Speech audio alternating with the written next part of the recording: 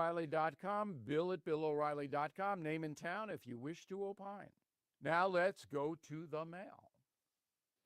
Richard, I'm a premium member for many years, and I live in Puerto Vallarta, Jalisco, Mexico. Uh-oh.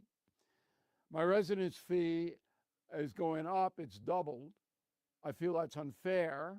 And now the cartel violence, it's reached a point of no return. Yeah, get out of there. There are other places to go that are much safer for you. David, we well know and understand the vast majority of Democrats in the country hate the USA. That's not true. The radical left hates the USA, and it's about 20 to 25% Democrats. Jessica Lilly, West Palm Beach, Florida. Why are there so many economists who are anti-tariff? Free market. They don't want the government interfering in free trade. That's the short answer. Nancy Brentflick, Prescott, Arizona. Bill, I am so looking forward to seeing The Factor on March 4th. I've watched you for many years. What a splendid idea. Splendid. Love that word. Nancy, a week from tomorrow, March 4th, News Nation, 8 p.m. Cuomo's overseas. I'm doing a full hour. The Factor returns. Boy, is that going to be an event.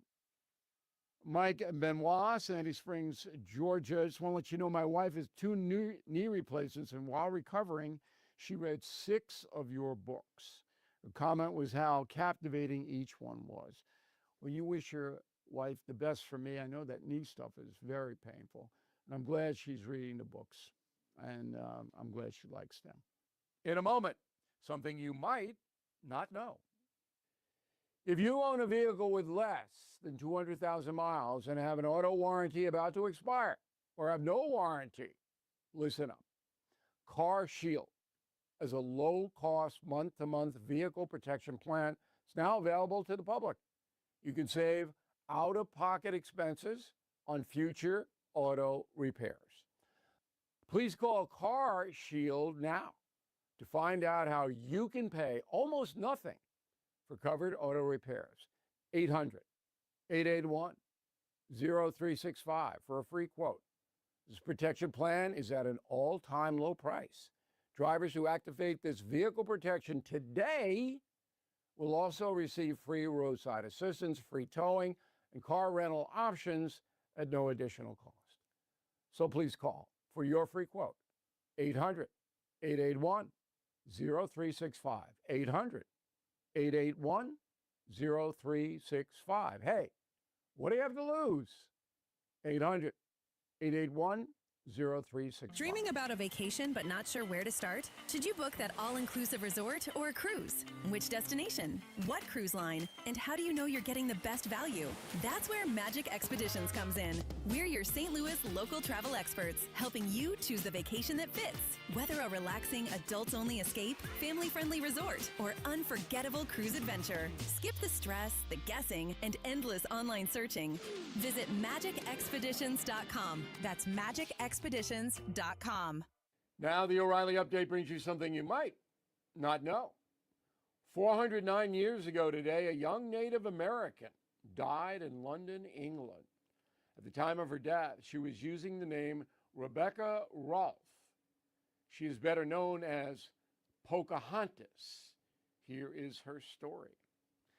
Pocahontas, meaning the playful one, was born near the Chesapeake Bay in 1595, the favorite daughter of a tribal chieftain. The first English settlers arrived in Jamestown in May 1607. That winter, Pocahontas' brother kidnapped Captain John Smith. According to Smith, his head was placed between 2 stones as an Indian warrior prepared to smash his skull. Pocahontas intervened, saving the captain's life. She was well regarded in Jamestown, frequently visiting the outposts and trading with the colonists. But the relationship between the tribe and the settlers quickly deteriorated. In 1613, Pocahontas was lured onto an English ship and kidnapped.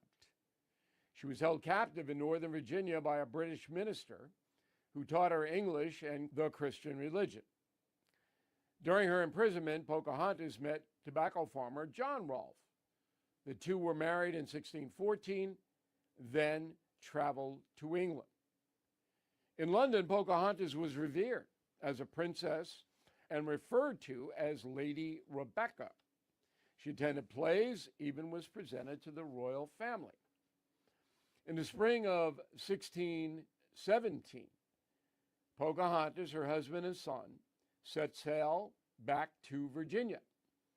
She became ill, was taken ashore at Gravesend, England. On March 16th, the 22-year-old died, most likely from pneumonia. And here's something else you might not know. The many descendants of Pocahontas live on, both in England and America. More than 20,000 people can legitimately claim the Native American princess and her husband as their ancestors. Notable descendants, actor Ed Norton, First Ladies Edith Wilson and Nancy Reagan, as well as President Jimmy Carter. Back in a moment. Here's a bulletin for American homeowners. The FBI has been warning about a type of real estate fraud called title theft, and your equity is a target. With just a forged signature, your ownership can be transferred out of your name. Without protection in place, you are left with an emotional and financial nightmare. That's why I partner with Home Title Lock, so you can find out today if you're already a victim and protect yourself. Use promo code BILL at HomeTitleLock.com to get a free title history report, plus a free trial of their $1 million triple lock protection. That's 24/7 monitoring, urgent alerts, and if you're a victim of fraud, they'll spend up to $1 million to fix it. So don't be a victim. Protect your equity today. HomeTitleLock.com, promo code BILL. Thank you for listening to the O'Reilly Update. I am Bill O'Reilly. No spin, just facts, and always looking out for you. KLGY HD3 Clayton, K270BW Bellefonte, KNBS Bowling Green. This is News Talk STL at 1019, 94.1, and always streaming at newstalkstl.com. News this hour from Town Hall. I'm Keith Peters in Washington. Severe storms pummel parts of the U.S. with snow and high winds and raise a tornado threat. Extreme weather conditions from coast to coast, putting 100 million people across the U.S. in the path of rough conditions. Storms across the nation's eastern half forced airlines to cancel more than 2,000 flights Monday. Many schools have to close in the mid-Atlantic states where high winds and tornadoes were in the forecast. Blizzards buried parts of Michigan, Wisconsin, and Minnesota, while torrential rains flooded homes and washed out roads in Hawaii. National Weather Service meteorologist Brian Hurley. This is what happens in March and April, right? It's this clash in the air masses, winter not wanting to let go. I'm Julie Walker. China is warning that President Trump's latest tariff moves could damage trade ties. White House correspondent Greg Clugston reports. After holding talks with the U.S. delegation in Paris, China's international trade representative expressed serious concern about trade investigations into manufacturing in foreign countries. He warned that the possible results may interfere with or damage economic and trade relations between the U.S. and China.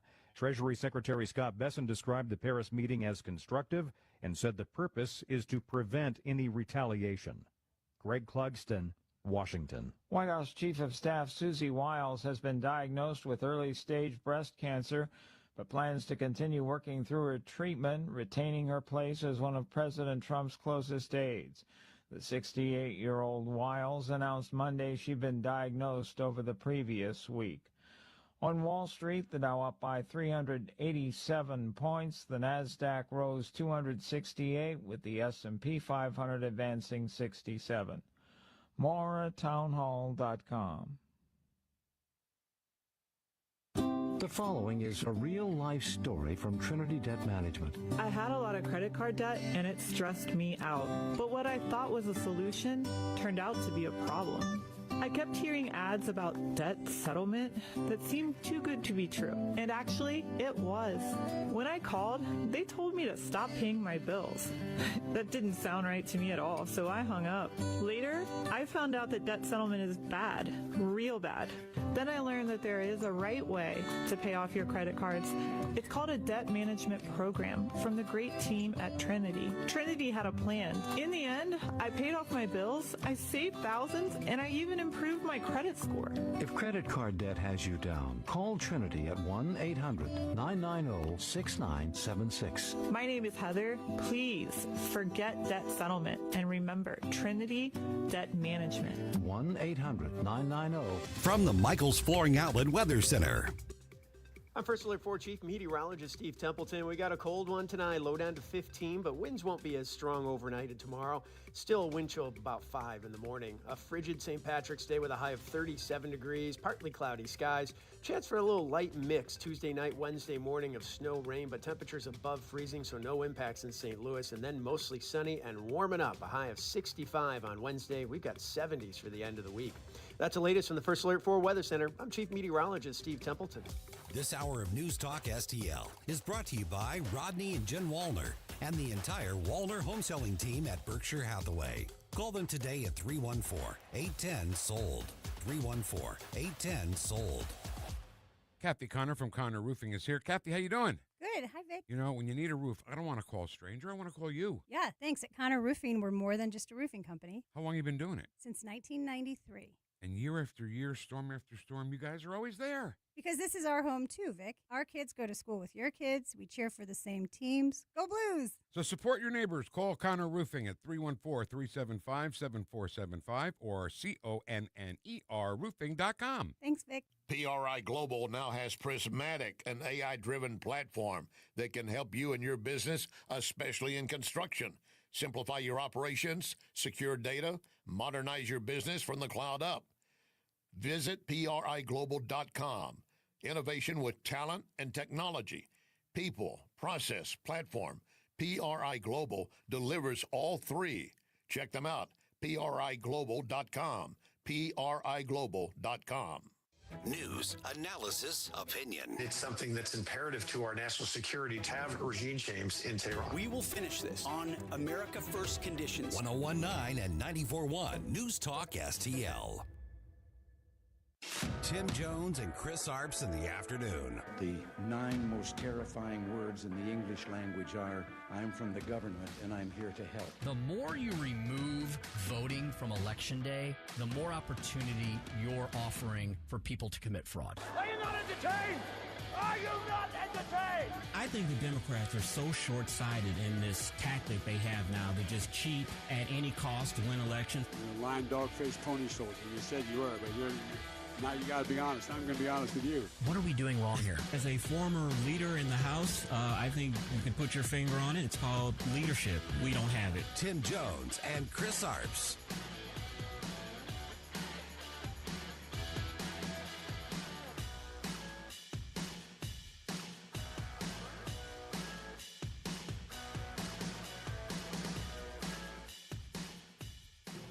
On the Strait of Hormuz, the president is now calling for this coalition of the willing. Should he have done that before starting this war? He has made an invitation to a number of countries to assist in that endeavor because so many people's economies and oil supplies rely upon that.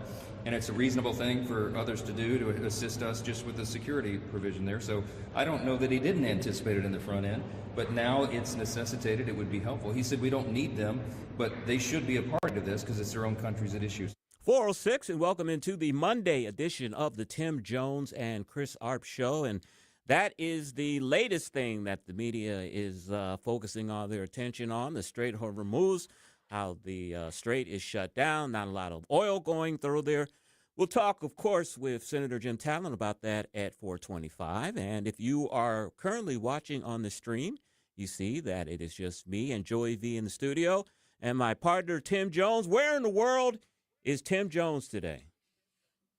Perdido Key, Florida, just to the west of Pensacola. And you know what famous Pensacolian I had lunch with this afternoon, Chris? I have no idea who. your good friend and mine, Zach Smith. He lives just down the road from where I am. How is Zach?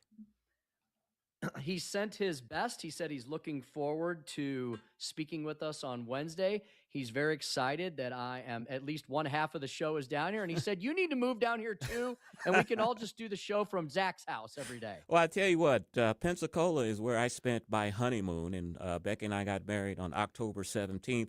If I'm going to move to Florida, Tim, I'm going to move a little farther south where it is a little warmer in the wintertime. I was very cold when we were in Pensacola. We actually went to see the Blue Angels, who are stationed there in Pensacola. And I just had this crazy idea that Florida was 85 degrees year-round in all the state, and I learned that it is not. How's the weather down there? Well, it's not as bad as what you're experiencing in the Midwest. But yes, Chris, they do have 3, if not 4 seasons here in the Panhandle.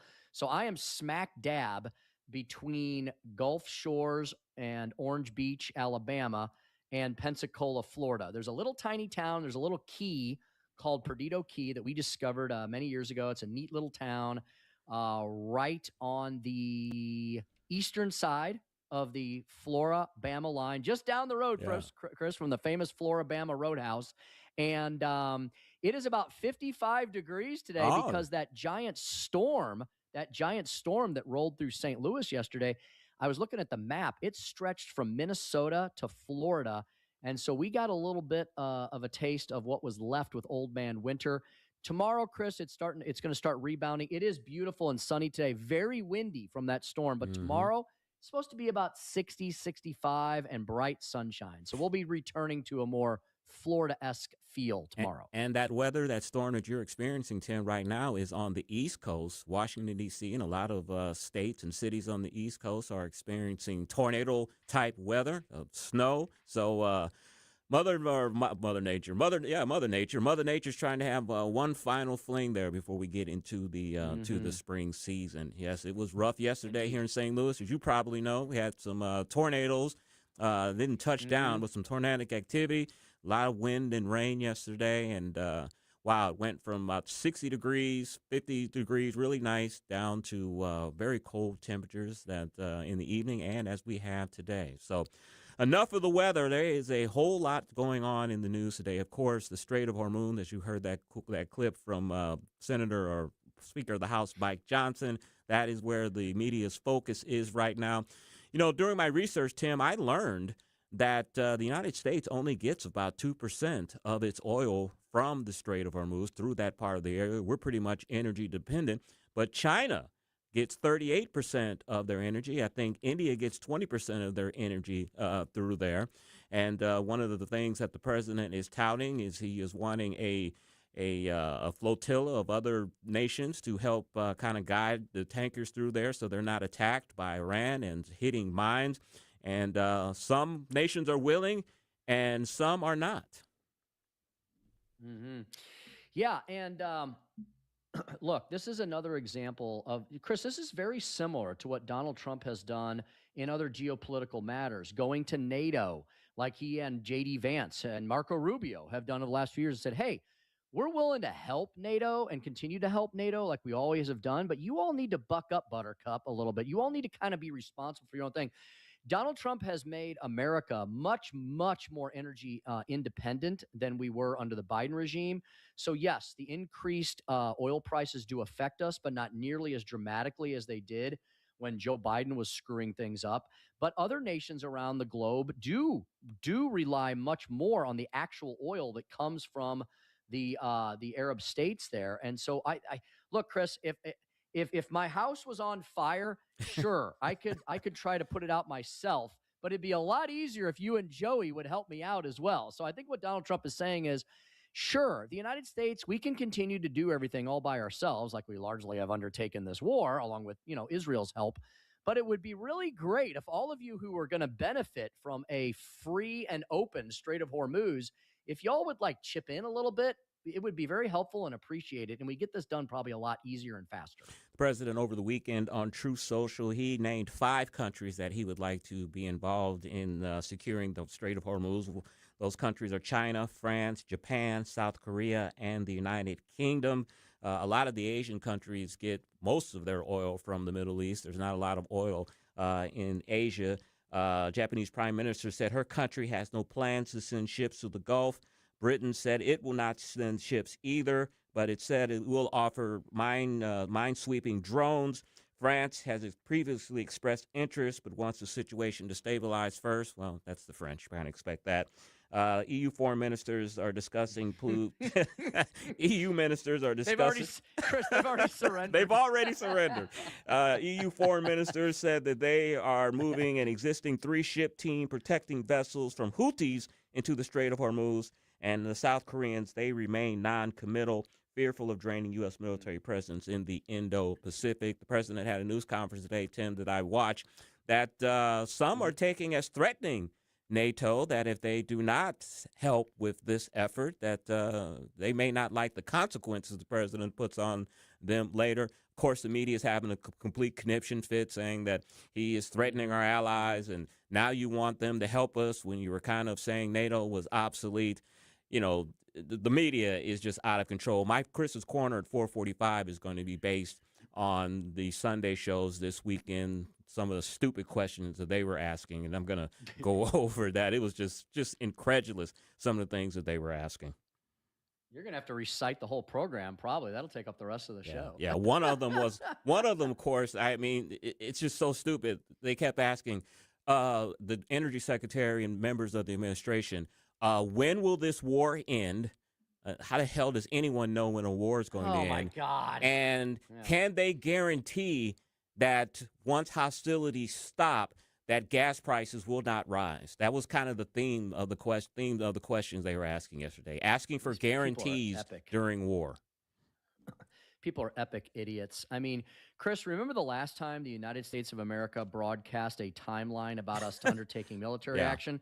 Yeah, that was Abbey Gate, and that resulted in the deaths of 13 servicemen and women, the flag commemorating them, of which we have hanging up in our studio that folks can watch on any of our streaming platforms. So, Chris, that's what happens when you give, the best guy, and I know a lot of people ended up souring on him near the end of his life. But back when he was in office, Dick Cheney would always handle the media so masterfully when it came to defense questions and military questions.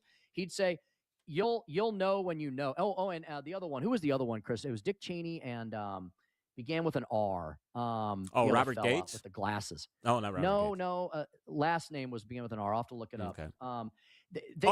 You mean the defense secretary? Rumsfeld. Yeah, Rumsfeld. Yeah. I almost said Rumpelstiltskin. Yeah, him too.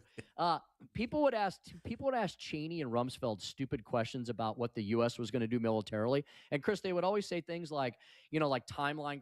Well, it'll happen when you find out. It'll happen when it happens, whenever we decide. Because the last thing you should do, I mean, look, you want to keep the American people up generally on what's going on, but to forecast specific military actions, you know what that does?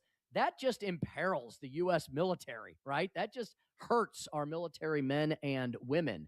So, I think what Trump is going to do and what Hegseth are going to do are go back to the way we used to handle the media on these things. They'll find out when they find out. Yeah. Now, overall strategy, overall purpose, sure, that's one thing. But specific military maneuvers, that's the last thing that you want CNN talking about tonight on their broadcast. I mean, Tim, you and I never went to West Point. We didn't go to any of the military academies. We never studied military science. But if you tell your enemy that you're going to end the war in 2 weeks, what would you do if you were the enemy? I would wait 2 weeks, and then I would go hog wild, as one of my friends likes to say. Yeah, I mean, it's just the dumbest thing ever. And so, look, the United States of America is now in this conflict, and we can't go back and play revisionist history. Now we have to talk about how the U.S. can come out of this ourselves in a better position and the world in a better position. I am salivating, and maybe it's a pipe dream. Maybe it's a total fairy tale.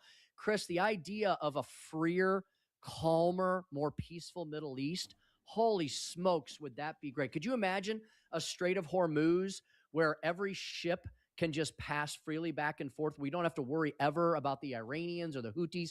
Look, I'm not Pollyannish. I'm not naive. There'll be some other nefarious lunatic down the road. But wouldn't it be great to have just a few years of peace and quiet where the Middle East can maybe just manage its own affairs and just be left to its own peaceful devices? That would be so great for the rest of the planet. It would. And here's the other thing that the media is not focusing on. They're so focusing on the Strait of Hormuz that Iran is holding the world hostage. The United States looks impotent. But they're not realizing that if oil is not going out of the Strait of Hormuz to the rest of the world, and Iran is not selling any of its oil, that hurts. They're hurting themselves just as much as they think that they are hurting the world. And I think they realize that because they announced over the weekend that the only ships that they were going to attack were ships that were flagged with Israeli or American flags. All the other flag tankers can go through. So I think that's showing that the economic pressure of them cutting down the straits and cutting their oil revenues is hurting them more than it's hurting the world. And the last thing that they need, a couple of months ago, 6 weeks ago, they killed 30,000 of their own people because of social unrest due to the economic conditions in Iran. The last thing that they need is to be receiving even less money from oil revenue when you have a restless nation and the government is at its weakest in 47 years. Mm-hmm. Yeah, could not agree more. I don't expect the media to be cheerleaders for one side or the other. I do expect them, and I want them, and they should be much more objective, especially when the U.S. is at war. Again, I don't want warmongers in the media. They shouldn't be cheering on any administration one way or the other. But how about maybe looking like every once in a while that you actually care about the continuation of the United States of America as the world's most democratic superpower on the planet? We had all these again, to show you the opposite. The opposite is true, right? The Colombo flip test, the Vic Porcelli, Ed Stoit, when we had Free Palestine and I Stand With Ukraine, I have seen hardly anything from the media about standing with the Iranian people and the Iranian women who have literally been gagged and rhetorically at the very least for the last 47 years. Where's all the feminists standing for the freedom and liberty and the liberation of Iran? It's just a hypocrisy in today's national corporate media is unfathomable. The only mention that I'm hearing of Iranian people from the American media is the school that the military allegedly mistakenly bombed, killing 175 school children, girls. That's the only mention that I'm hearing about the plight of the Iranian people. Other than that, it's absolutely crooked. All right, it's 420. Right. We're going to speak with Jim Talent more on the war. Chris's Corner, we're going to talk about the media's war narrative. I'm going to tell you a little more about the narratives that I heard on the Sunday show. Speaker stump speech. Chris, one of my favorite subjects. I thought since I'm here, I might as well kick off the week right style and talk about why we all love the Freedom State of Florida. What do they get that's so right? And what is so fantastic about the free state of Florida? I'll tell you at 5:07. It's not the weather, right? It's part of it. All right. But it is chilly here. It is chilly here right now. And at 5:23, we'll speak with Susie Moore, Deputy Managing Editor at Red State. We'll have more on the war on the headlines. And a Ninth Circuit judge comes out swinging. We'll talk more about that on the Tim Jones and Chris Arps Show on 101.9, 94.1 News Talk STL. Follow us on Rumble at News Talk STL.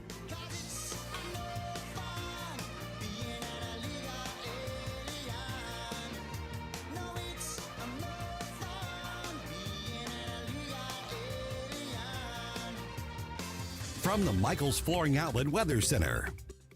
I'm First Alert 4 Chief Meteorologist Steve Templeton. We got a cold one tonight, low down to 15, but winds won't be as strong overnight and tomorrow. Still a wind chill of about 5 in the morning. A frigid St. Patrick's Day with a high of 37 degrees, partly cloudy skies. Chance for a little light mix Tuesday night, Wednesday morning of snow, rain, but temperatures above freezing, so no impacts in St. Louis. And then mostly sunny and warming up. A high of 65 on Wednesday. We've got 70s for the end of the week.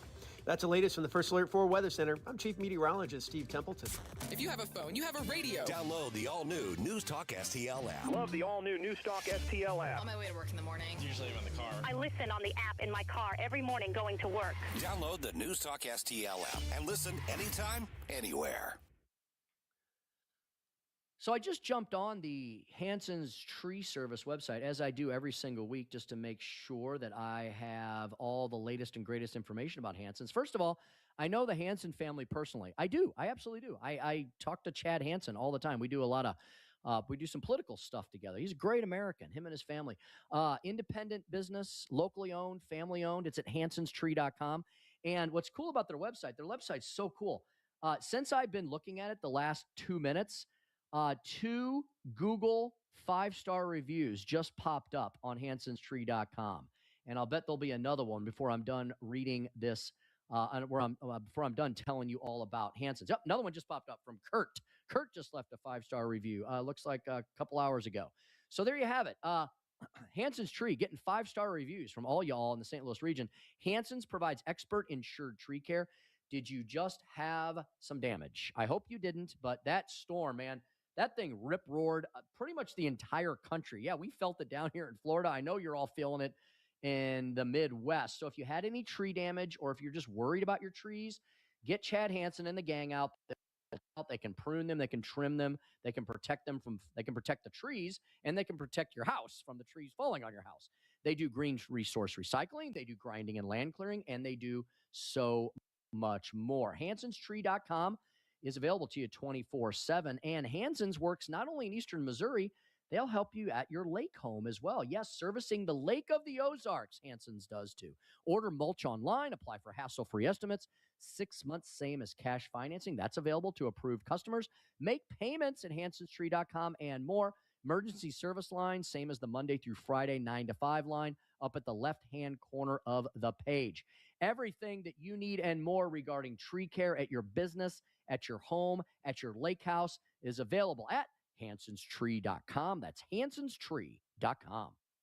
The Hammond Institute at Lindenwood University and News Talk STL invite you to an exclusive discussion on Missouri's tax future. Manish Bhatt, Vice President of State Tax Policy for the Tax Foundation, will explore our state's tax competitiveness and the latest efforts to eliminate individual income tax and property tax. Wednesday, March 25th at Lindenwood University, part of the H.F. Langenberg Speaker Series. The event is free, but you must RSVP at hammondinstitute.org. That's hammondinstitute.org. Hi, I'm Dr. Alan Link, owner of the Dental Link. You've heard ads about teeth in a day, but did you know that you will be chewing on plastic, acrylic teeth? Here at the Dental Link, we can give you porcelain crown and bridge teeth utilizing mini dental implants that function much more like real teeth at about half the cost. Plus, mini dental implants are less invasive, less painful, and your recovery time is much shorter. Give us a call at 314-794-6464 or simply visit us today at thedentallink.com. Hey, it's Susie Moore. If new flooring makes you think hassle, think again, because Michael's Flooring is changing the game. For over 30 years, Michael's has been locally owned and trusted for quality, variety, and amazing service. Whether it's carpet, hardwood, laminate, luxury vinyl, or ceramic tile, their expert team makes installing new floors exciting, not stressful. That's why customers keep coming back. Visit Michael's Flooring at St. Peter's, Starting Prairie, Creve Coeur, or online at igotfloored.com. That's igotfloored.com. This hour of Jones and Arps is brought to you by Stifel. Contact your Stifel financial advisor at stifel.com. That's STIFEL.com.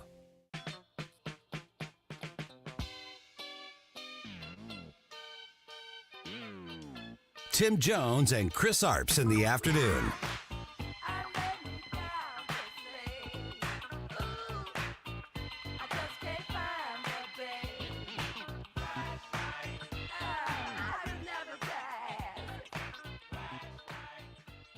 Numerous countries have told me they are on their way. Can you give us a hint what they are, what that entails, how soon they might be there? You mean who are the countries? Yes, sir. I'd rather not say yet, but we'll be announcing them. And I assume some will not do it. And I'll say, why are we protecting countries that don't protect us? And I've always felt that was a weakness of NATO. We were going to protect them, but I always said, when in need, they won't protect us. Now, this isn't need. And if we need their mine boats, they should be jumping to help us, because we've helped them for years stay out of wars. Yeah, please. Former U.S. Senator Jim Talent and chairman of the Reagan Institute. I'm watching this and just wondering, who's running the show. This Jim Talent segment is brought to you by Royal Banks of Missouri.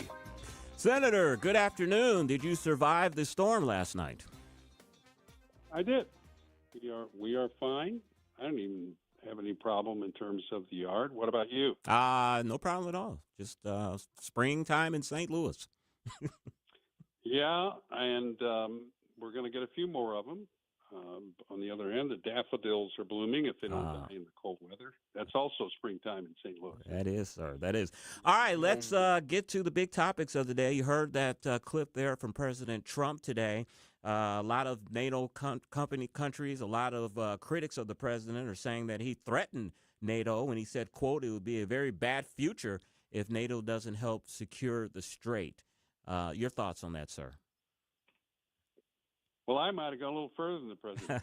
I might have said, we're going to get the strait open, which we will. Once our naval assets are done with phase 2 of the mission, which is taking out their military-industrial complex, and then we can devote those assets to escort duty. We're going to get the strait open, but maybe we ought to say, you know what? We're not going to protect the freighters that are headed for Europe. Mm. They can send their own ships to do that. I'm becoming more of the ugly American every day, because look, this mission, there is no way that anybody can deny, no matter where they are on the spectrum, that Iran has been the primary adversary, not just of the United States. Of course, we are the great Satan because we represent the West. Okay, they've been trying to dominate the Middle East. They want to enforce their version of Sharia law on their neighbors primarily. You're seeing now what they think of their neighbors. And we're doing everybody a service, we and the Israelis. And then the Europeans say, you can't use our bases. We're not going to send our ships.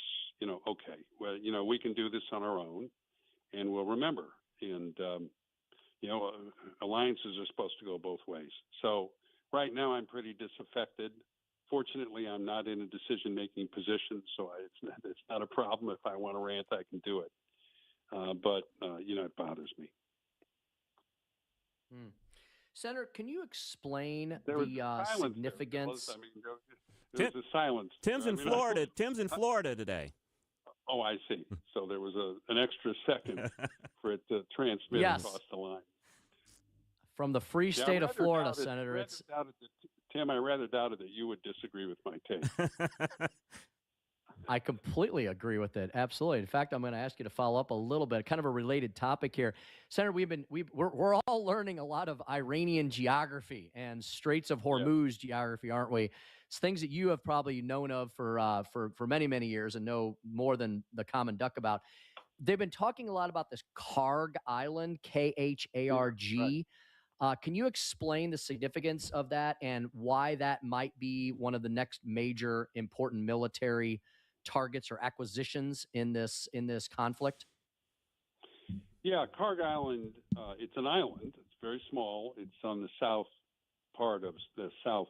part of Iran, I think is proper. And that's 90% of their oil goes through there, which shows what a desperation play this is, because we could destroy or disable Karg Island very easily, and it would not shock me after we get the strait open if that doesn't happen now. Now, the reason we haven't done it is because we've avoided striking civilian targets or targets that support the economy of Iran.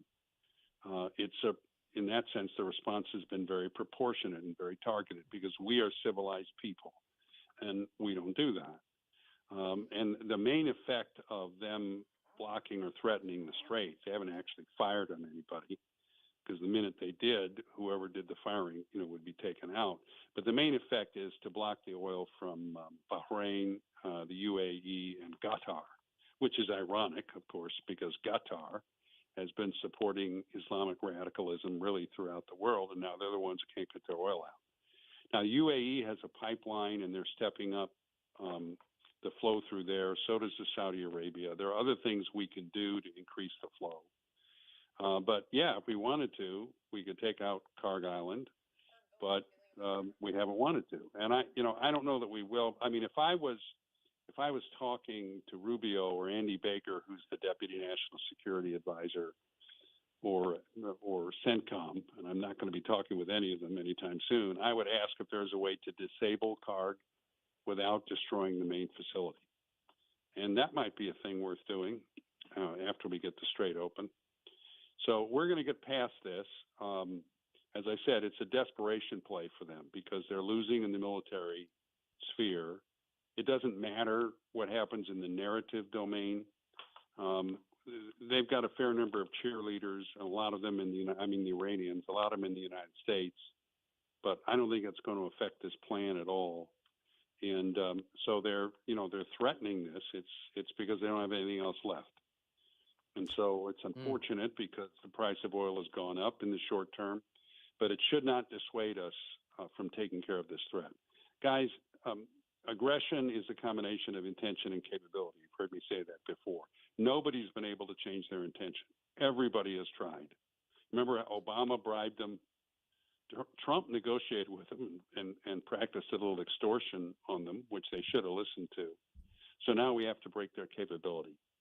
And after we do that, then there's a real possibility emerging of a stable Middle East from which we can then withdraw our forces. And I say to people who are concerned about it, and I understand why, okay, but all the arguments against doing this mission are also arguments for it.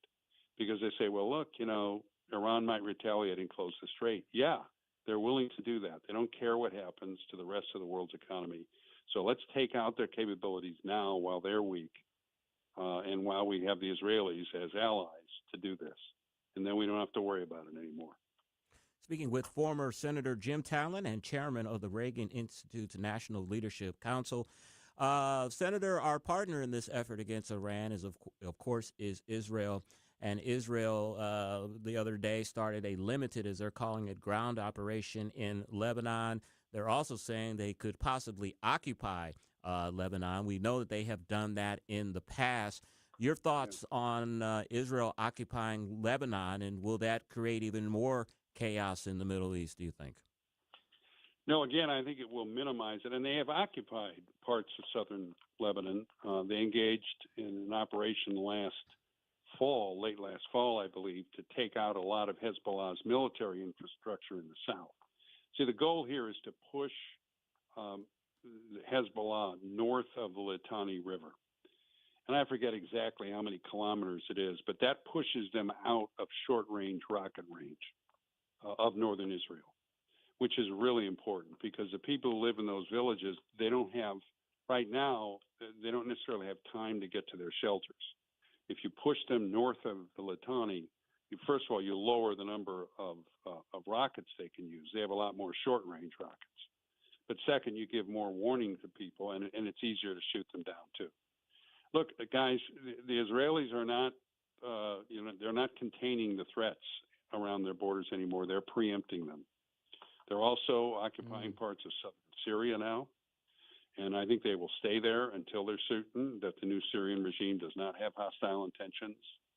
They've been attacking the Houthis in Yemen. We know what they're doing in Gaza, and they're also engaged in a conflict with Iran. I mean, October 7th changed things, fellas. They're not sitting there waiting to be shot at and then they shoot back. They're not doing that anymore. And next to us, they're the most powerful head and shoulders military and economy in the Middle East. Senator, what you just described sounds like a potential major historic transformation of the Middle East. Israel has been doing over the last couple of years, the current action by the U.S., the Abraham Accords, the fact that most of the Arab states are more than happy to see Iran, which people need to understand.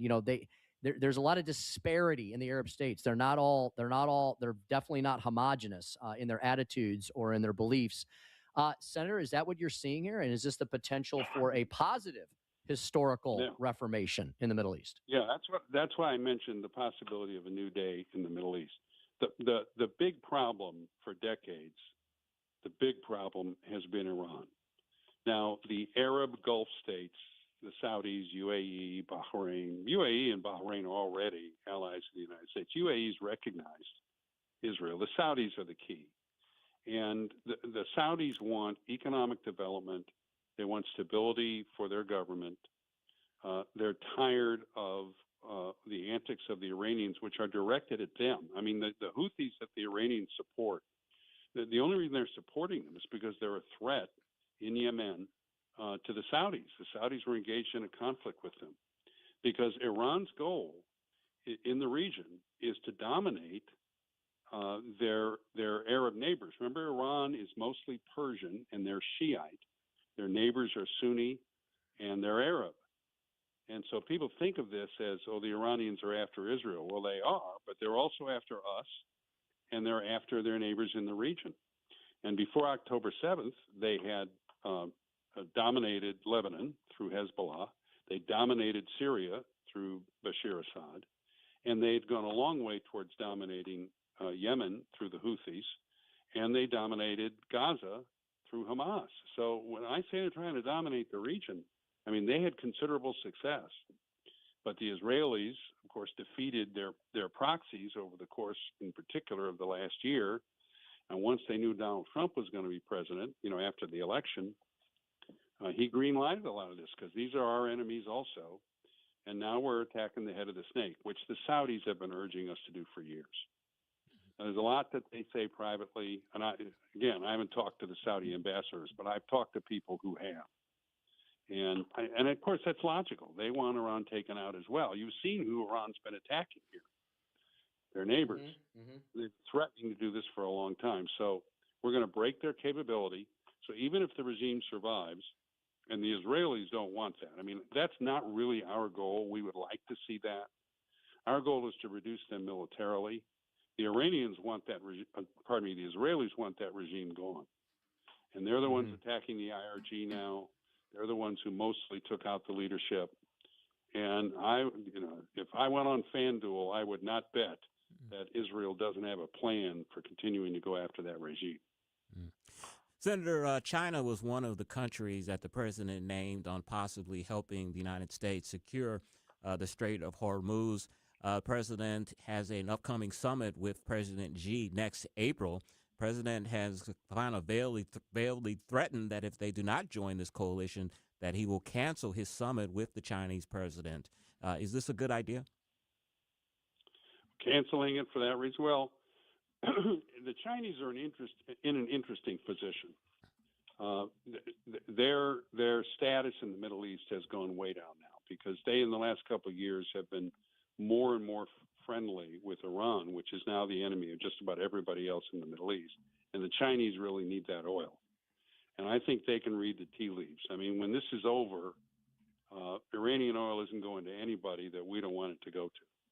So that's a really good reason for them to get healthy with us. And I think the president is playing that card. And it's not because we can't open the strait on our own. It's just it'll take longer. And the president wants he wants the oil prices down, and he's right to want that. And we have that problem, by the way, because it's a world market. We are exporters. If it was just a market in the United States, this wouldn't affect us at all. But because it's a world market, and when there's a source outside the United States that's threatened or that's cut off temporarily, the price goes up. There's another good reason to continue the drive to energy independence, isn't it, guys? And producing. In a few years, we may be in a position where we can make up any shortfall because of something like this.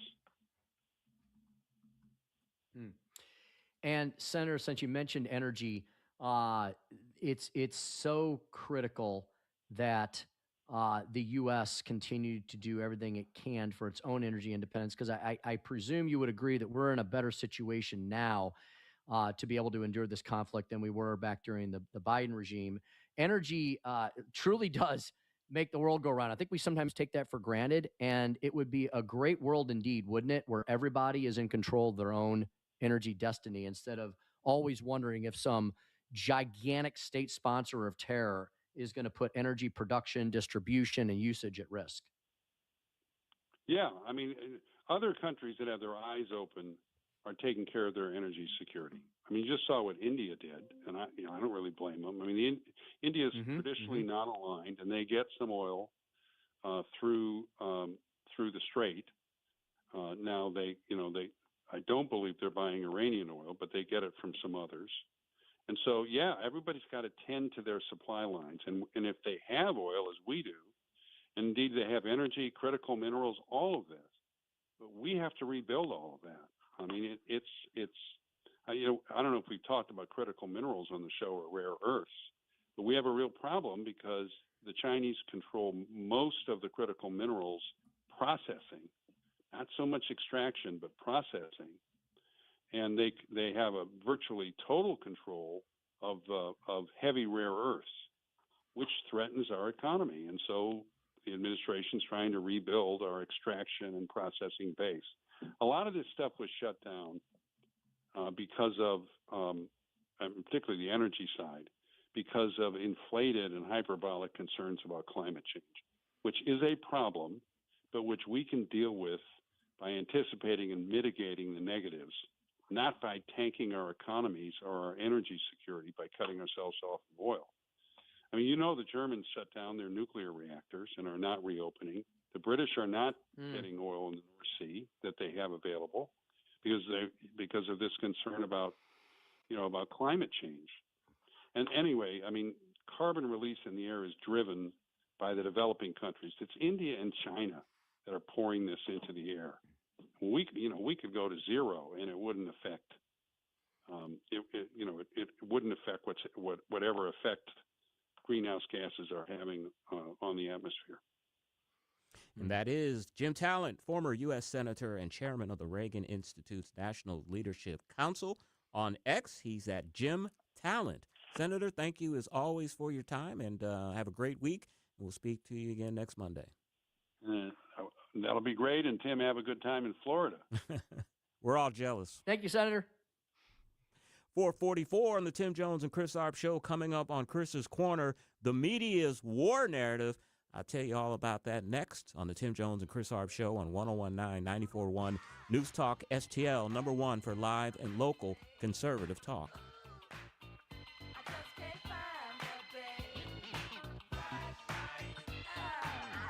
Dropping truth bombs and making you think.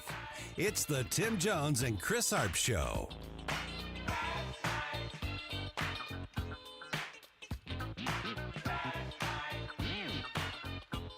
From the Michaels Flooring Outlet Weather Center.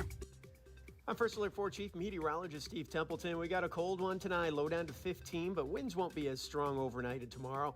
Still a wind chill of about 5 in the morning. A frigid St. Patrick's Day with a high of 37 degrees, partly cloudy skies. Chance for a little light mix Tuesday night, Wednesday morning of snow, rain, but temperatures above freezing, so no impacts in St. Louis. And then mostly sunny and warming up, a high of 65 on Wednesday. We've got 70s for the end of the week. That's the latest from the First Alert 4 Weather Center. I'm Chief Meteorologist Steve Templeton. On the next, Larry Connors, USA.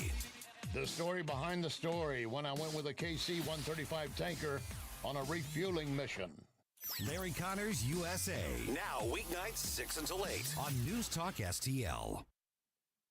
Well, we got everybody to take care of your storm repair needs, don't we? Yes, whether it's the folks at Hanson's with the trees or whether it's the folks at the Corel Roofing Company to help you out with your roof. Hopefully you didn't have any roof damage, but it's kind of hard for us lay people to determine that. That's why there are people that are experts in this industry like Curtis Corel and everybody at Corel Roofing Co. You can find them 24/7 at CorelRoofingCo.com. That's CORRELL, Corel Roofing Co., a hometown, independently owned, family-owned, local business that serves the St. Louis region and all the collar counties. Been around, the Corel folks, they've got 20-plus years of experience in the business of fixing, repairing, replacing roofs. There were 4 major storms last year. We've already had arguably 1 or 2 this year. Have you had anybody up on your roof to check it out? Do you know if it's in good shape? Do you not have any clue? Do you not know where to start? Well, I got the place for you to start. Corel Roofing Company, CorelRoofingCo.com. They'll be happy to come out and schedule an appointment with you this week. Free estimates. They'll give you a free inspection, and then they'll give you the options, and then you decide what you want to do. How fantastic is that? They're local. They're experienced. They're independent. They're family-owned. They're not going anywhere. They're not fly-by-night storm chasers. If you want true peace of mind and you want someone who's going to work with you and advocate with you, for you, with the insurance companies, that's Corel Roofing Company, CorelRoofingCo.com.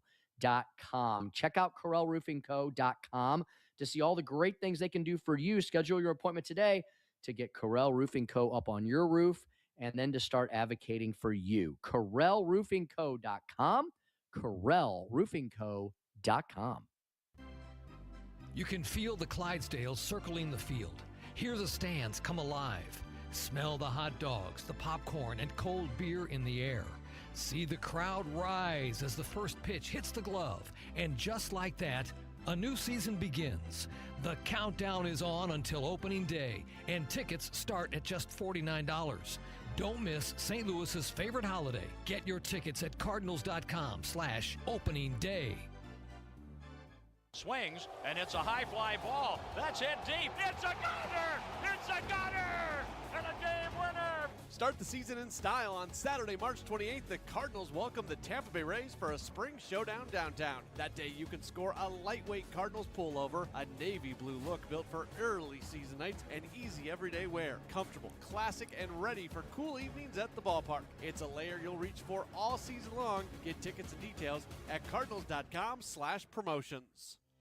Hi, this is Mark Harder with RE/MAX Results, the region's largest RE/MAX real estate brokerage. It is cold outside, but the real estate market is hot. This is a great time to buy or sell a home. Interest rates are also declining, which gives you more buying power. Someday is not a day on the calendar, but today is. Call me at 314-852-8933 for a free custom home buying plan. 314-852-8933. This hour of Jones and Arps is brought to you by Stifel. Contact your Stifel financial advisor at stifel.com. That's STIFEL.com.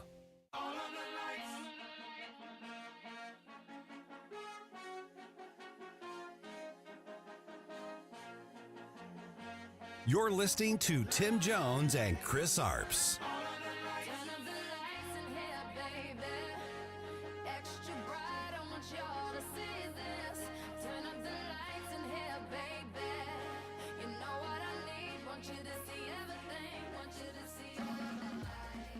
And joining me now is Democratic Senator Adam Schiff. And when you ask how long this war is going to go on, the secretary can't tell you, the president won't tell you, and it's because not having a clear object in mind when we began this war, it makes it very difficult to tell when its objectives have been accomplished.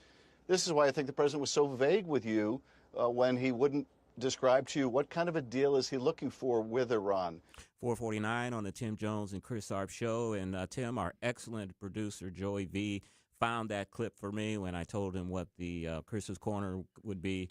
And I think right there, that's an excellent example of what I'm talking about, just the stupid narratives that the media and the Democrats are spinning to try to force the public to be against this war effort. Well, Chris, that's what happens when you have Schiff for brains. Good one, good one. Don't you cuss on this or radio. Indeed. All right. I'll try not. All right, let's go ahead and do a little Carner, Joey. Chris.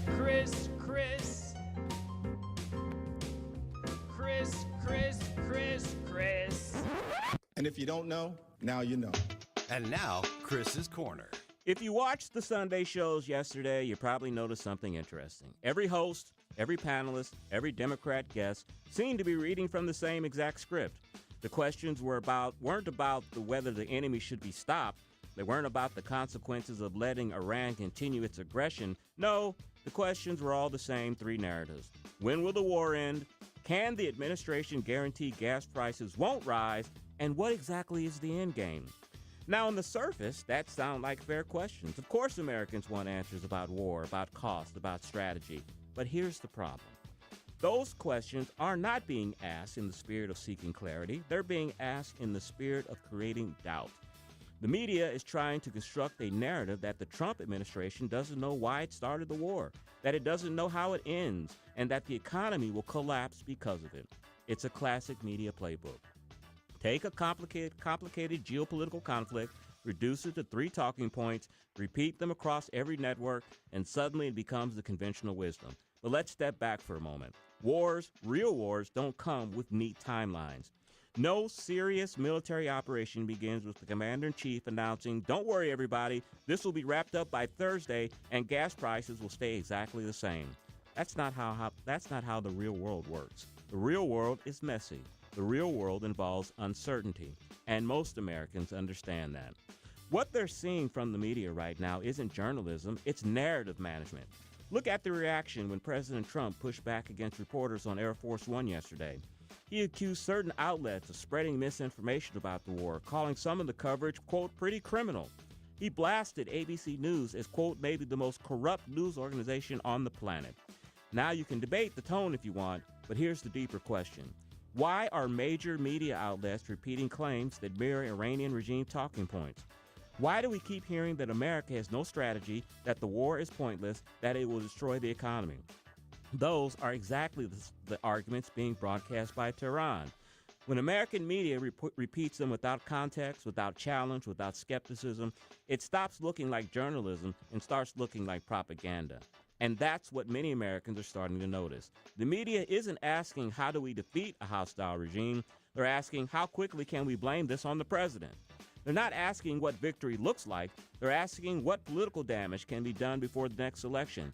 And that's why the public trust in media continues to collapse. Americans can tell the difference between honest questions and coordinated narratives. And right now, the Sunday shows look less like a marketplace of ideas and more like a synchronized messaging operation. Here's the reality. Wars end when objectives are achieved. Wars end when adversaries are deterred. Wars end when the threat is neutralized, not when the media gets tired of covering them. The American people deserve honest reporting, not narratives designed to undermine their own country in the middle of a conflict. And until the press corps remembers that distinction, Americans will keep asking the same question about them. Who exactly, are you rooting for? And that's today's Corner. Tim, did you get a chance to watch any of the Sunday shows yesterday? Probably don't want to mess up your vacation, but it was nauseating to say the least. Yeah, I didn't want to make myself too miserable, but on the other hand, Chris, I knew I'd be doing the show with you quite a bit this week. I'm going to be here Monday through Thursday with all y'all. But I did watch a little bit just so I would not be completely out of touch. And yeah, it was nauseating. What did I tune into? What did I catch? I was going to try to watch Fox News Sunday because that's at least tolerable. Yeah. And at least Shannon Bream is not afraid to be objective and present both sides. But I think I watched Meet the Depressed. Kristen one Welker. Of the worst. It was one parade of horrible afternoon. I'm like, where's the other side? I was like yelling at the TV. You know, my daughter who's with me down here in Florida with her friends. I'm chaperoning the juniors from Drake University while my wife is college hunting with the younger daughter. They were like, what in the world? Dad's crazy again, you know? But yeah, it's annoying. And Chris, you know what? As you were talking, I thought I'd heard this story the other day and I was correct. Trust in the media, Chris, is at an all-time low of a 28% and dropping. I'm surprised it's that high. Yeah. But Chris, you and I can kind of smile and laugh at that, but also isn't that sad? Because as someone who is in the media, battles the media, argues with the media, tries to be better media, I am disappointed in the profession writ large because we need to have a strong, vibrant, fair, and objective media. But Chris, when it is just a propaganda outlet for one political party, we've lost all those things, and it's no wonder that trust in the media is at all-time lows in our country. Tim, don't take this personally, but I think the media is right on par with used car salesmen and lawyers. I think in public trust, maybe in that order, maybe not in that order. I don't know. Yeah, and maybe just right above the Democratic Party, which I think is at around 22% these days. Yeah, not that the Republicans are blowing things out, but they're doing better than the Democratic Party because, Chris, the Democratic Party is emblematic of everything that's crazy and wrong right now in society. And I'm really surprised that the media is calling that out. You know, they'll talk about how the Democrats have the momentum right now, their base is energized, but I have to give it to the reporters, the Democrat media. They'll say that, hey, you've got the people momentum right now, but the Democratic Party as a whole, people don't think very much of it. You're in the dumps. And it'll be interesting to see how that plays out in the election, even though their people are energized, but they don't really care that much for the Democratic Party. It'll be interesting to see how that works out in the elections in November. It will. Yeah, I'm always shocked. I think CNN is going through some kind of bipolar schizophrenia these days because On one hand, Chris, they're the same old crazy CNN, right? On the other hand, we often bring to people some of the better moments on CNN, like when Harry Enton, their political analyst, their pollster, he flat out, I think some of those anchors much look at him like, why are you doing this to us? But he'll point out like the things about trust in the media. He'll point out how crazy the Democratic Party is now and popular they are, and how Republicans could buck the historic trends of getting blown out in the midterms. They still may lose the House. Look, they don't like, it's only a 2-seat swing, right? But there may not be a blowout because the Democrats are trying really hard not to win in a year that they should. And Speaker Stump's speech coming up. Why Florida remains so fantastic. And we'll have our weekly discussion with Susie Moore, Deputy Managing Editor at RedState.com. You're listening to the Tim Jones and Chris Arps Show on 101.9 94.1 News Talk STL.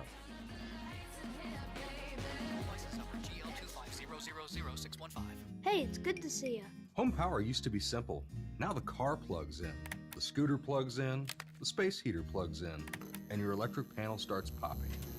That sounds bad, but I like popcorn. Popcorn is great, sparks are not. Call Grasser. We'll upgrade your panel so you can run it all. Electric and plumbing, the Grasser way. Green is always Grasser at GrasserHomeservices.com. Hey folks, it's Jamie Allman here for the Walner home selling team of Berkshire Hathaway. I love this team so much, and Rodney and Jen love the team so much, I became a member. So now I'm an agent with the Walner home selling team of Berkshire Hathaway, and I can tell you as a matter of fact that we're going to get you into a home really super easily and with the lowest cost you're ever going to find, and make sure we find you that dream home. We're also going to list your home and get the top dollar for your home. I'm telling you, Rodney and Jen love this business. You can tell it is infectious, and I'm so happy to be a real estate agent there with them. 314-810-SOLD, 314-810-SOLD. Whether you are buying your home or selling your home, I'm telling you what, the costs are going to be absolutely totally minimal, but the professionalism and getting the job done for you is going to be 100%. The Walner home selling team of Berkshire Hathaway, 314-810-SOLD, 314-810-SOLD. Looking for an underwater adventure or a scaly new friend? Dive into Tropical World Pets on Watson Road. For 32 years, this family-owned wonderland has been St. Louis's go-to destination for all things aquatic and reptilian. With over 7,000 square feet of aquariums, we're home to the area's largest selection of freshwater fish, including rare cichlids you won't find anywhere else. But that's not all. We've got tarantulas, snakes, and lizards galore. Tropical World Pets, 314-849-4020, or visit twpstl.com. KLGY HD3 Clayton, K270BW Bellefonte, KNBS Bowling Green. This is News Talk STL at 101.9, 94.1, and always streaming at News Talk STL. News this hour from Town Hall. I'm Keith Peters in Washington. White House Chief of Staff Susie Wiles has been diagnosed with early-stage breast cancer. White House correspondent Greg Clugston reports. Announcing the news in a social media post, the president described Wiles as one of the strongest people he knows and one of his closest and most important advisors. He said that she will take on this challenge immediately. The president said her prognosis is excellent and that Wiles will be remaining virtually full-time at the White House during her treatment. Greg Clugston, Washington. President Trump says it doesn't matter if no other nations help the U.S. in the Strait of Hormuz. We don't need anybody. We're the strongest nation in the world.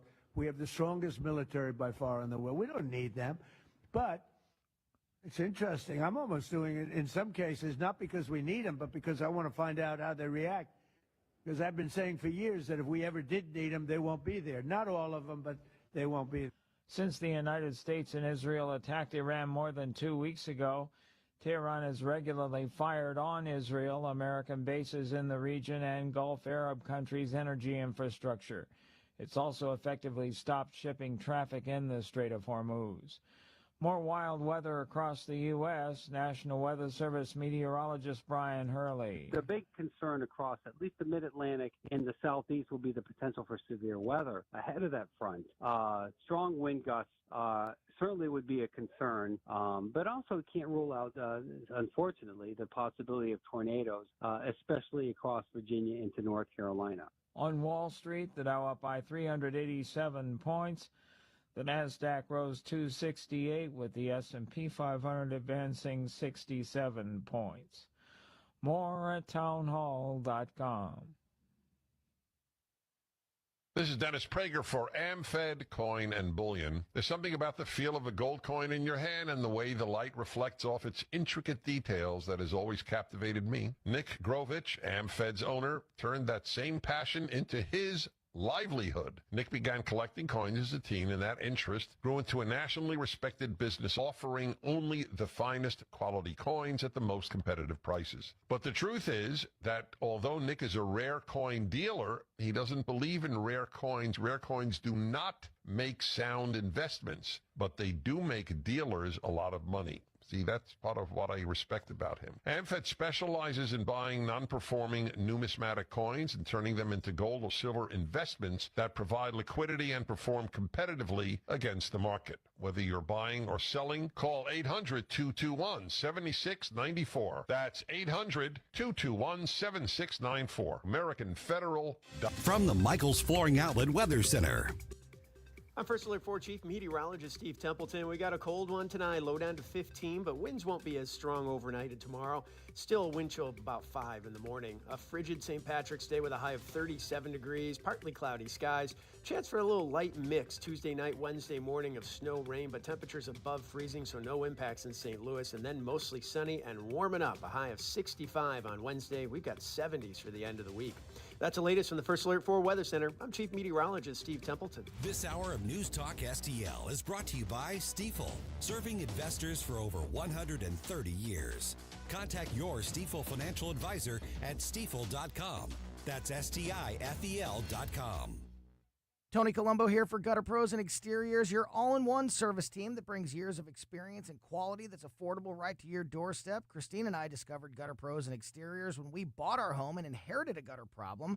And they've also repaired siding damage on our home because along with gutter repair, gutter installation, and leaf protection, the Gutter Pros team are also the best for repairing other exterior damage, including fascia, soffit, and all siding repair and installation. Learn about all the ways Gutter Pros and Exteriors can help your home or business right now at gutterpros.com. Concerned about the condition of your windows driving up your energy bills? I was too. It's only called STL Windows and Doors. Their Provia windows combine old world craftsmanship the professional way, the Provia way, with over 65 years of combined experience, locally owned, offering competitive pricing and personalized service that the big box companies can't match. Call today for your free in-home estimate and start saving tomorrow. 314-277-5952 or stlwindowsanddoors.com. We talk about race relations. This conversation has completely made me crazy. This is complete insanity. And I'm sick and tired of it. 1019 and 94.1. I find it to be a conversation starter. News Talk STL. Tim Jones and Chris Arps in the afternoon. The 9 most terrifying words in the English language are, I'm from the government and I'm here to help. The more you remove voting from Election Day, the more opportunity you're offering for people to commit fraud. Are you not entertained? Are you not entertained? I think the Democrats are so short-sighted in this tactic they have now to just cheat at any cost to win elections. You're a lying dog-faced pony soldier. You said you were, but now you got to be honest. I'm going to be honest with you. What are we doing wrong here? As a former leader in the House, I think you can put your finger on it. It's called leadership. We don't have it. Tim Jones and Chris Arps.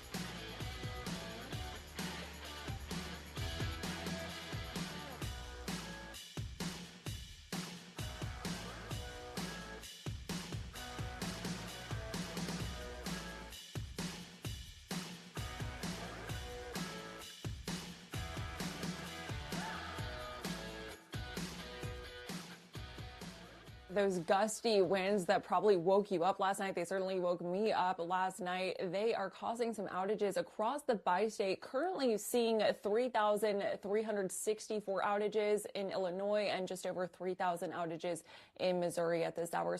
5:06, and welcome to the Tim Jones and Chris Arp Show. And you know, Joey, one thing that you can count on in the Midwest, once the warmer weather comes, you can depend on storms and tornadoes and rough weather. Also, when the warmer weather comes, people just get bat crazy. I'm not going to say the word is. Did you hear about over the weekend the chaos that happened in the city of St. Louis? Was this the one over by our beautiful windmill in Bevo Mill? That was one of them. Tim, I was telling Joy, you know, when the weather gets warm, I played a clip there about the rough weather we had over the weekend. You can expect that, you know, tornadoes, thunderstorms, and crazy stuff like that. But also when the weather gets warm, the people tend to get a little crazy. I don't know if you saw the headlines over the weekend, but 7 people were shot in St. Louis over the weekend. 2 of them were juveniles, and young people took over 3 streets in the city of St. Louis. You know, they have a bunch of cars and they burn rubber and basically shut the street down. Police had to bring out the what do you call those things? They throw them things on the ground to flatten their tires. The spike strips? They had to throw out spike strips. Yeah. So mayhem in St. Louis. Weather gets warm, the weather gets crazy, the people get crazy. We're living in a real-life Lord of the Flies, Chris, aren't we? And for anybody who doesn't know what we're talking about, anytime we reference that, because Chris and I often reference that, freaking crack a book. Go look it up. It's one of the most famous novels ever written. Everybody's supposed to read it in high school or college. So, yeah, the teens run wild. You know, Nick Schroer and Governor Kehoe actually just worked together to pass a bill, Chris, that was sent to the governor's desk, one of the first 2 to deal with these elements of juvenile violence. Because like you said, unfortunately, the junior juveniles of today are not the ones from 15, 20, 30 years ago. And, you know, a lot of that starts in the home with a lack of parenting and discipline. And look, you know, Chris, we went through that period for like a decade or more where parents wanted to be their children's friend, you know, their friend. And look, parenting's hard, and boy, did my wife do a great job of it, and I tried to help. But we weren't mean to our daughters at all, but we were parents, right? We were not supposed to be their friends. And I'll tell you, now that my daughters are young adults, they tell me all the time. My daughters were so blessed, great young ladies, and they're like, "Mom, Dad, we cannot," because my oldest daughter especially, she does a lot of work at her college with a lot of younger people. And she's like, "Mom and Dad, I don't know what's wrong with kids these days. They can't sit still. They don't pay attention. They're running around like crazy people." And she's like, "I want to thank you and Dad for, like, you know, helping us learn how to behave in public, you know?" And so I don't know what it is, Chris, but you've been telling us multiple stories about these juveniles these days.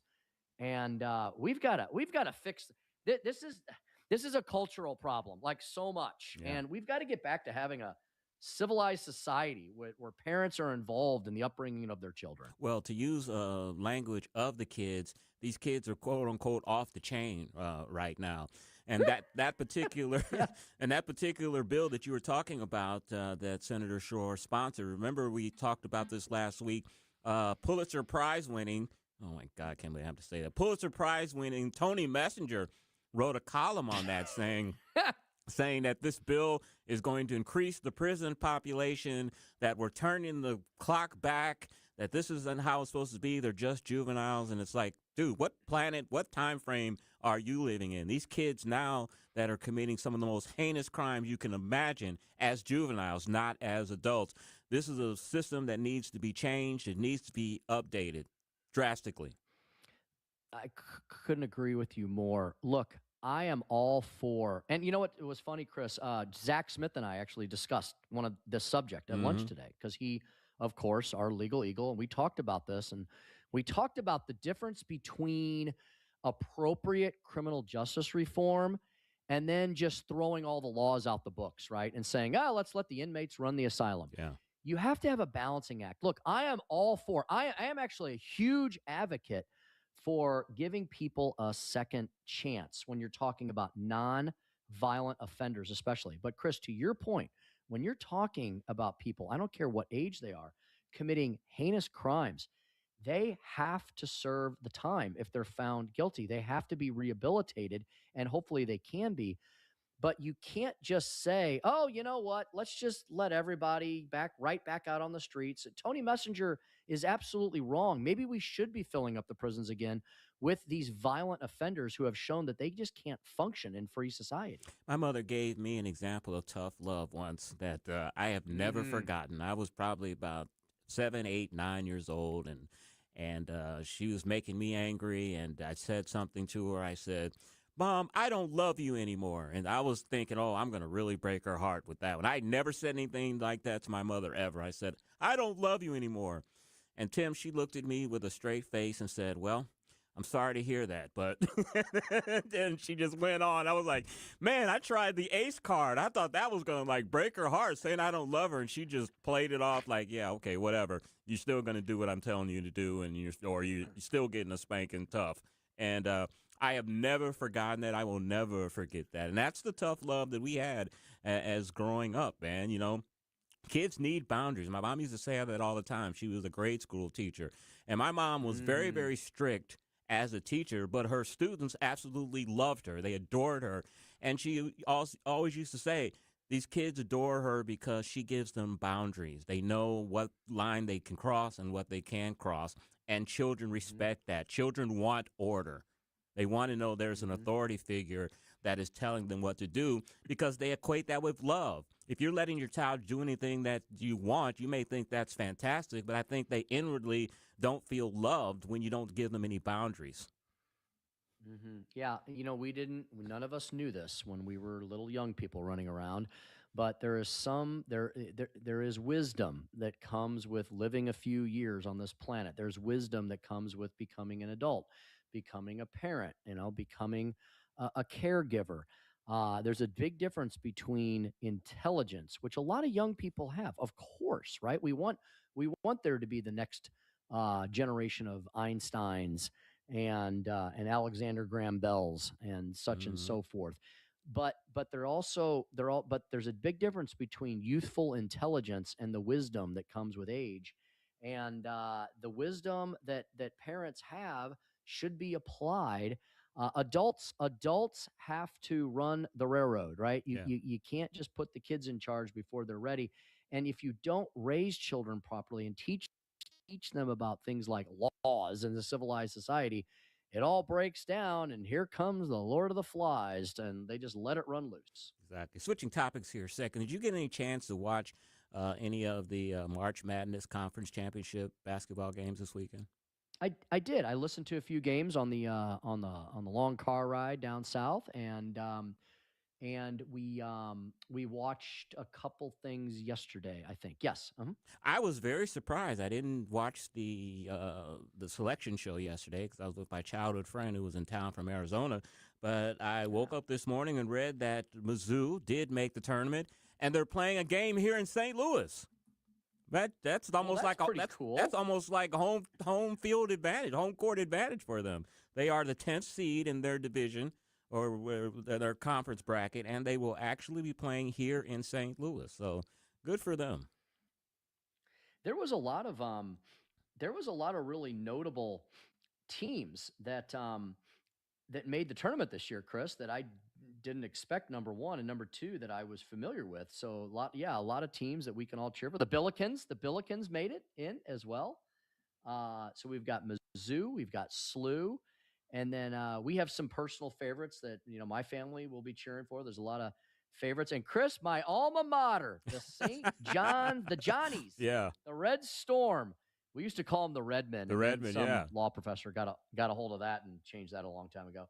But Chris, St. John's. So St. John's was a basketball powerhouse. I was about to say that in the 80s when I used to really watch a lot of and the 90s. The 80s and 90s, St. John's was a powerhouse, basketball powerhouse. And then they went through like a 2-decade drought, and I stopped watching them completely because they were horrible. So I was there kind of in the heyday of school there, 93 to 96. Yeah. And I specifically remember there were these two point guards from the Bronx. I think they were brothers, and I kind of they remember were that. fun. Yeah, they were phenomenal.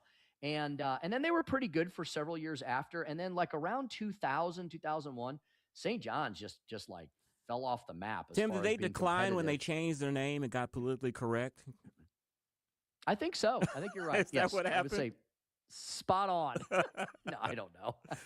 But they've come roaring back over the last few years, and I think they won.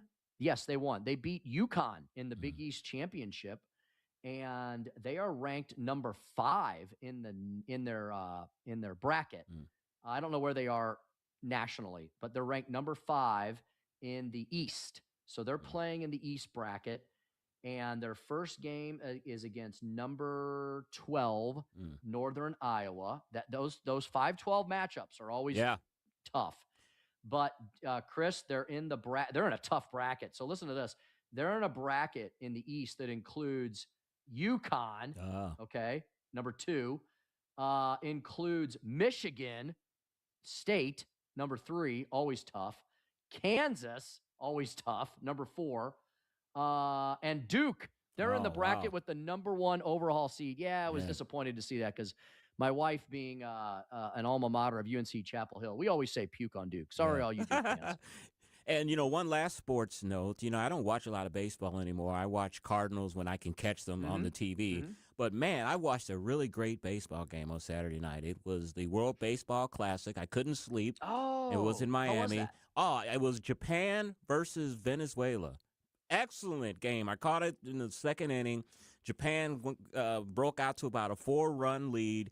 And Venezuela was kind of flailing there in the middle innings, and then they just came back with, like, home run after home run and hits and ended up winning that game. But really, really good baseball game, and I was really surprised. I don't really watch a lot of baseball anymore unless it's really the Cardinals. So World Baseball Classic, I know the Team USA was supposed to have played yesterday. I don't know how they did. Hopefully they won. But it's kind of disheartening to see America's game being dominated by other countries now. Well, now you know where everybody comes from. Exactly. Exactly. And Chris, the Billikens, they've got they made it. They made it into the tournament, but they have a tough first game. They're a 9 seed, so the 8 plays the 9. They have to get past SEC powerhouse Georgia. So that'll be a wild game. But they're in the Midwest bracket, so if they can win that first game, then maybe they can get ahead of steam there. But yeah, it should be a lot of exciting things going on right now, right? Yeah. You got the World Baseball thing you just mentioned. I think that's really cool. We got March Madness going on. There's the big PGA golf tournaments have now started. So spring has definitely sprung all across the country. And also, as you know, in the NCAA tournament, anything can happen. You can have all type of upsets. Yes. So who knows? Lou may make it to the Elite 8 or Sweet 16. Who knows? All right, you ready to do a little speaker stump speech? I am ready to knock out the stump speech. Let's do it. Listen to me, listen to me. I'm very consistent. I'm a very stable genius. It's time for the Speaker Stump Speech, sponsored by Hanson's Tree Service at hansonstree.com. So I thought I'd talk a little bit on this first day that I am in the Sunshine State of Freedom and Liberty, why Florida remains so fantastic. Well, one of the reasons why, and I'm going to give you some positive things about Florida and what they're doing right, but one of the reasons that Florida is so fantastic is they're not doing any of the things that the big blue failed states are doing so wrong.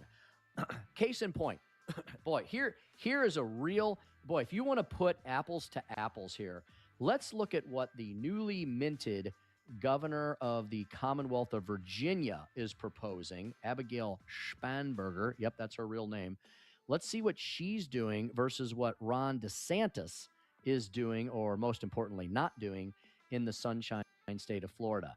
Virginia is now deciding that they're going to tax everything. Well, that should be really good for their population growth and for their economic GDP. Here is just a small list of some of the many new taxes. That's right. So isn't it amazing? As much as we complain about Missouri, at least in Missouri, we're having the right conversation. We're talking about things like cutting and reducing our income tax, getting rid of capital gains taxes, trying to reform property taxation, trying to talk about phasing out and repealing the ridiculous personal property tax and so much more.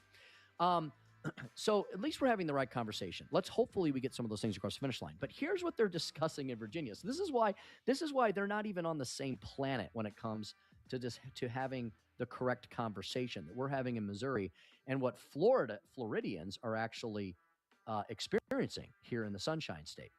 So, top line, Virginia is considering upwards of, get this, I don't know how this is even possible, $37 billion in potential new tax increases over the next 5 years. The entire state of Missouri's budget, all in, federal and state dollars, is only $53 billion. I say only, but when you compare that to $37 billion, Virginia is saying they're going to raise taxes to the point where it's like 2/3 of the budget of the state of Missouri. 7 proposed bills that I'm sure Governor Spanberger called for would raise taxes by an estimated $6.6 billion in this fiscal year alone. Over $6.5 billion in new taxes. These tax increases would be more than 300%. Aren't these numbers ridiculous? 300% more than the previously forecasted growth in Virginia taxes between fiscal year and fiscal year 26 and 27 together. An 8th tax on payroll would go into effect in fiscal year 29, raising taxes by an additional $1.5 billion per year, every single year. In total, all the taxes that I just mentioned would raise taxes by over $37 billion over the next 5 years. Fiscal years 27, which is starting now, you go fiscal year 26 to 27, and then every year up until 2031, not including other proposed tax increases, tax statements. Let's see, a new 10%, a new top 10% income tax bracket. That'll cost $3 billion from taxpayers. Expanding taxation to more services, establishing a payroll tax, a new 3.8% net income tax, creating a regional sales tax, imposing statewide fees on retail deliveries, a new 4.3% tax on transportation revenues, a new regional parking tax, increasing the highway 30%, imposing a constitutionally questionable, the authors of this piece say, 11% tax on firearms and ammunition gross receipts. Oh, yeah, go after the Second Amendment, folks. Imposing a $500 excise tax on sales of firearm silencers. Virginia's top income tax rate, so their top marginal tax rate, could be the highest in the nation. Yes, even beating crazy California, the idiots in Illinois, and the numbskulls in New York. Virginia's top income tax rate could increase from 5.7 to 13.5%. They're already in the top 20 when it comes to high income tax rates. This change that I just mentioned could catapult them to the highest effective tax rate of any state. You think that's going to encourage people to maybe start heading south or west or southwest? I would argue it will, because we've already seen a massive amount of income migration that I've talked about time and again on many speaker stump speeches over the last few years. The opposite is true in Florida. Florida has no state income tax. On top of that, they have eliminated taxation on many other forms of taxing authorities. And now Zach Smith just confirmed for me this afternoon that, yes, Governor DeSantis is trying to reform and lower property taxes as well. I'm telling you what, they're going to have to stretch Florida a little wider because it's not going to be able to fit in all the people that want to move down here. Yes, they have sunshine, puppy dogs, and rainbows, but they also have an excellent economic climate. They're a right-to-work state. We can discuss that some other day. They also have supreme educational freedom and choice. Taxation and education, those are the two things we always talk about when it comes to state attractiveness. Florida is leading the charge. California is the land of fruits and nuts, but Florida remains the number one state in the nation for freedom and liberty. And the amount of people moving here, the cranes, the construction, and the condos prove that point indeed. Chris, every time I come to Florida, I'm amazed. It seems even better than the last time I was here. And that's the Speaker's Stump Speech for today. 526. Next, we're going to speak with Susie Moore, Deputy Managing Editor of Red State. And Tim, as I look on redstate.com, yes, Team USA is going to the World Baseball Classic final. So they did win yesterday. Nice. We'll talk with Susie about that and much more on the Tim Jones and Chris Arps show on 101.9, 94.1 News Talk STL.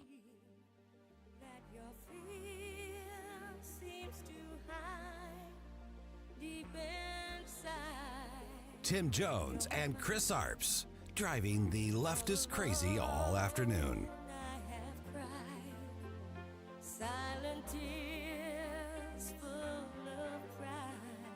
From the Michaels Flooring Outlet Weather Center.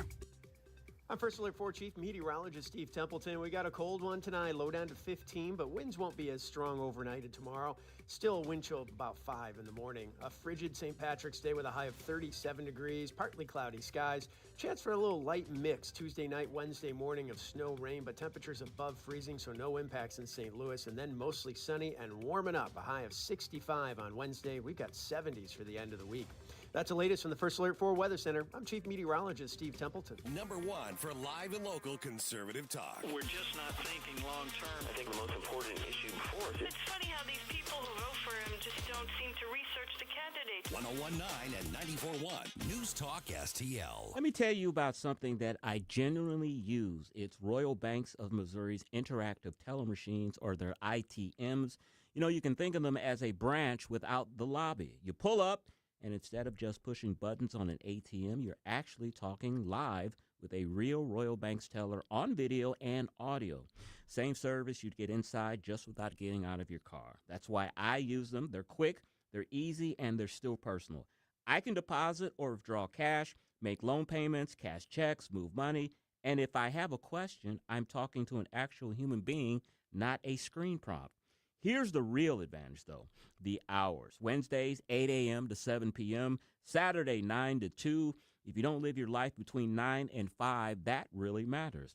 I've been with Royal Banks, Missouri for more than 20 years because they're always understood that convenience isn't a luxury. It's part of good service.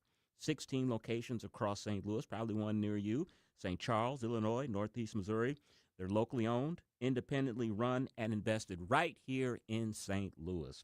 Learn more at royalbanksofmo.com, royalbanksofmo.com, Royal Banks of Missouri, member FDIC, equal housing lender.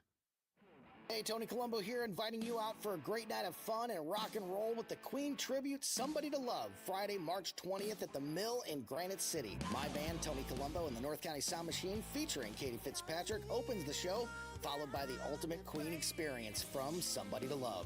That's Friday, March 20th at the Mill, Granite City's premier concert and event venue, brought to you by Weber Chevrolet. Support local music and join us for a great party. Tickets and info now at themill.events. 42% of Missouri fourth graders can barely read. 42%. It's the worst result in 20 years. If kids can't read by third grade, they fall behind in school, and many never catch up. But other states have provided a roadmap for success. Missouri needs one universal reading test for all third graders and one clear statewide standard for what it means to pass that test. A struggling reader who still can't read after extra help and a second chance at the test should repeat third grade with some exemptions. We also need to end the outdated 3Qing method, which encourages guessing instead of reading, and require teachers to be trained in the science of reading. In Mississippi and Indiana, test scores jumped up dramatically after these reforms, and Missouri can do the same. Missouri children deserve to become confident, capable readers, and strong early literacy reforms can make it happen. The Show Me Minute has been brought to you by the Show Me Institute and Show Me Opportunity. This Susie Moore segment brought to you by Harpo's Bar and Grill in Chesterfield. You show the lights that stop me, turn to stone. You shine it when I'm alone, and so I tell myself that I'll be strong. You're listening to Tim Jones and Chris Arps.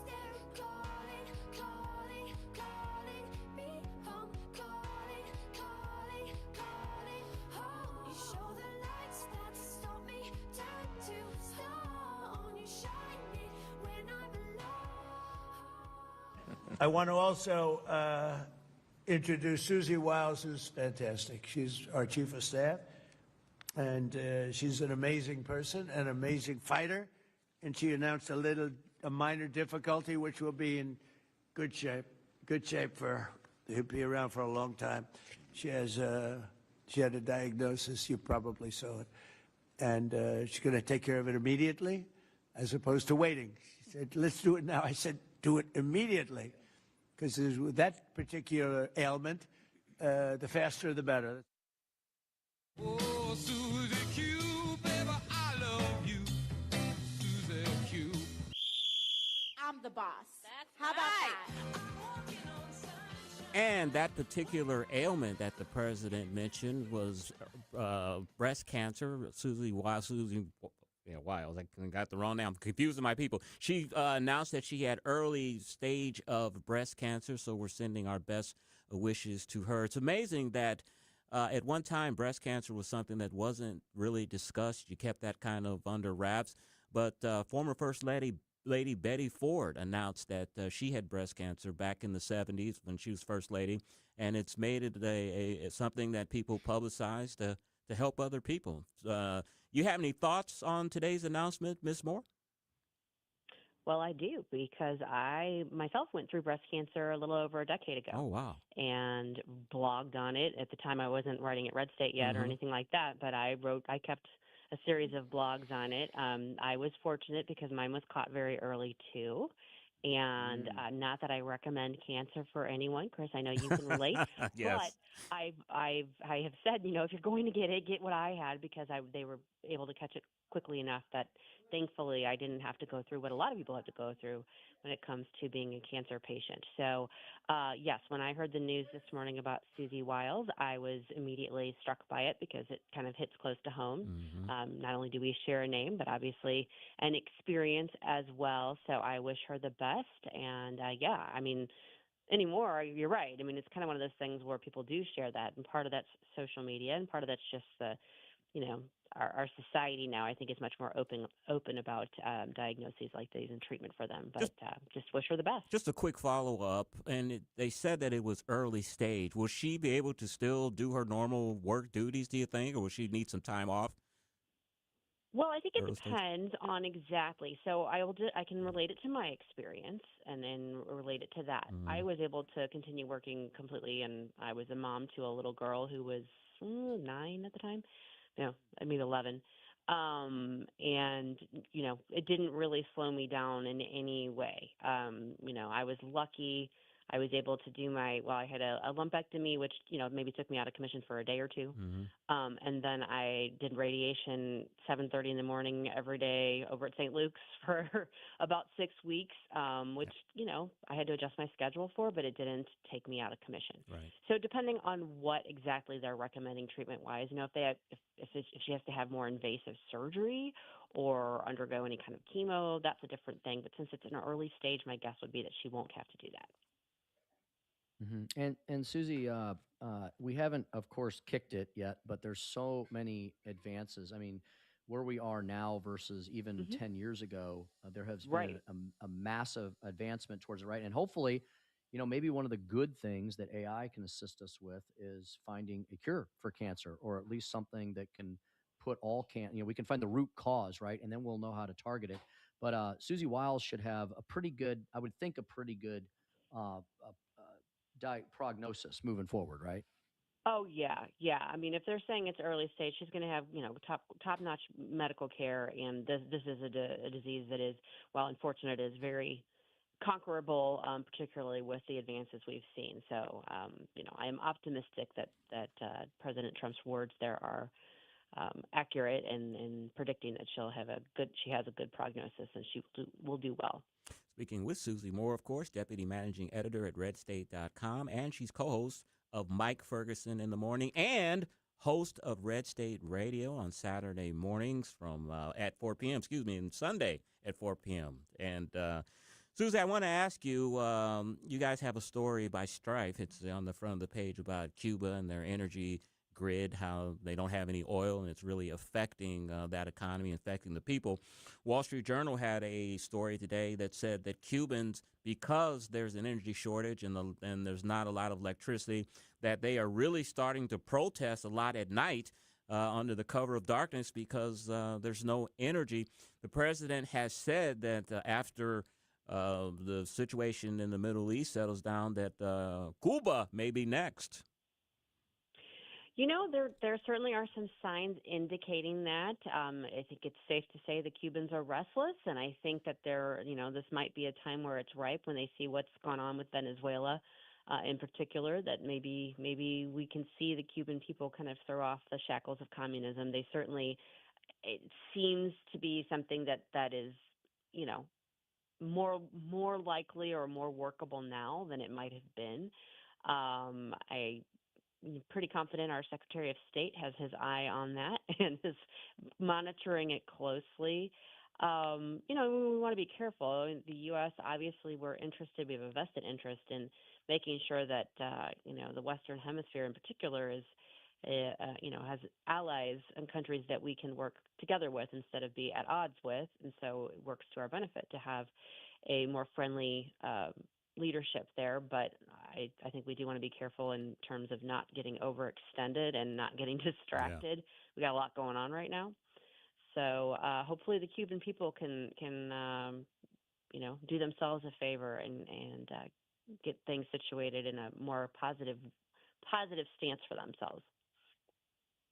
Susie, one of the funniest things that we've gotten to experience through Trump 2.0 have been all the Marco Rubio memes, right? All the Marco memes. And the one where they have him dressed up in Fidel Castro gear as the next leader of Cuba is also humorous, but it also probably hits Marco pretty close to home. He is, for folks who don't know, he is a Cuban American. His family has an amazing story of fleeing Cuba back in the day. And so I'll bet he is very, very, I know he's watching a lot of things very closely, but this one is probably very near and dear to his heart. And there's probably nothing that Marco Rubio would rather have happen on his watch than a liberation of Cuba from the dictatorship they've been under for 70 some 60, odd 80 years, 70? Yeah. 60 years. Yeah. Yeah, no, and that's why I think that this is a situation that may be lending itself to that, because not only are things moving and shaking in and around this part of the world, but also you've got that has got the eye of our Secretary of State and our president, and so yeah, no, I think that that there's reason for cautious optimism for the people of Cuba. Let's hope so. Susie, we started your segment talking about the disclosure that Susie Wiles has early-stage breast cancer. Speaking of breast, you have a story about a Ninth Circuit judge comes out swinging. Did you come out with that headline yourself? In a spicy dissent over women's-only nude spa. Please tell. Yeah, I'm going to have to make sure I'm going to have to censor it for radio. This involves a women's spa in I think in Washington State, and a transgender woman, i.e. biological male, who sued, basically saying his human rights were being abused by not letting him attend and be a customer of this spa. And the spa fought it, and the Ninth Circuit has upheld basically the lower court ruling, saying, look, too bad. You can't exclude this person because of his identity. So the dissent, in a very forthright way, basically said this is a case about swinging, and I'm just going to say male members. And that, of course, sent the majority to the fainting couch, and they're so undone by his crassness in his dissent. But I think you gotta be kidding the me. whole point was he's making the point, like, you're undone because I'm using that word. Imagine being in a women's private, intimate space, trying to relax and, being unclothed and having that, like, right in front of you. Yeah. So if you're worried about the words, maybe you should be worried about the practice as well. Yeah, Susie, an analogy there would be, and I hear you and Mike talking about this all the time, when you have folks like Jane Pushkar on from the great county of St. Charles with some of the reading materials of what they want in these school libraries. Like, you guys literally, because of FCC regulations and rules, you guys literally, and Jane cannot literally read some of these things on the air, but these are the things that they want little kids to have access to in their school libraries. Right. So if you're going to be or they get all undone if parents try to read it out loud at, like, school board meetings, right? If you go to the school board meetings and read it, then they're all embarrassed. If you're reacting like that, imagine the actual situation. imagine being, in a place where you expect some privacy and you're kind of in a vulnerable state, but you're being forced to deal with somebody, a naked person from, who has different genitalia than you, and you don't have any say in that. I mean, it's just ridiculous. Susie, you've got a new story up about the First Circuit and third country deportation flights. Tell us what that's about. Yeah, this has been that battle. You might remember we've probably talked about the case. The illegal aliens who the administration was trying to deport, but their own countries didn't want them back because they were like bad guys, with serious criminal violations, and so we tried to deport them to like South Sudan, and it got hung up in Djibouti, and there was all this stuff going on while this case was being litigated in front of the district court in Massachusetts. And the judge there was basically saying, no, you got to bend over backwards and give them all this process, and you can't deport them to these third countries unless they've, gotten to jump through X, Y, and Z hoops and all this stuff. So this case is I think it's gone up to the Supreme Court maybe twice already, at least once. And right now, the district court judge entered an order back at the end of February that basically said, okay, now you've got to jump through even more hoops to do this. And the administration has appealed to the First Circuit. And as of right now, the First Circuit has said, okay, we're not ruling on the merits yet, but while we're considering the appeal, the lower court's decision is going to be stayed. So this is one of those procedural rulings, but it's a ruling that favors the administration. And, trying to diagram the procedural history of this case gives me a headache, but this is a good ruling right for now. It's basically saying, well, hey, lower court, you got to slow your roll. We're not going to implement your order until we actually sort through all of this. And that's Susie Moore, Deputy Managing Editor at RedState.com, co-host of Mike Fergus in the morning, and she's host of Red State Radio Saturdays at 4 p.m. on X, Smoozy Q, RedState.com. Susie, thank you so much for your time, and go get some rest. Yeah, I'm going to try. Have a great night. No, you too. All right, 5:44. Tim, it's not Friday, it's Monday, but we're going to talk movies when we come back. You're listening to the Tim Jones and Chris Arps Show on 101.9, 94.1 News Talk STL. Follow us on Rumble at News Talk STL.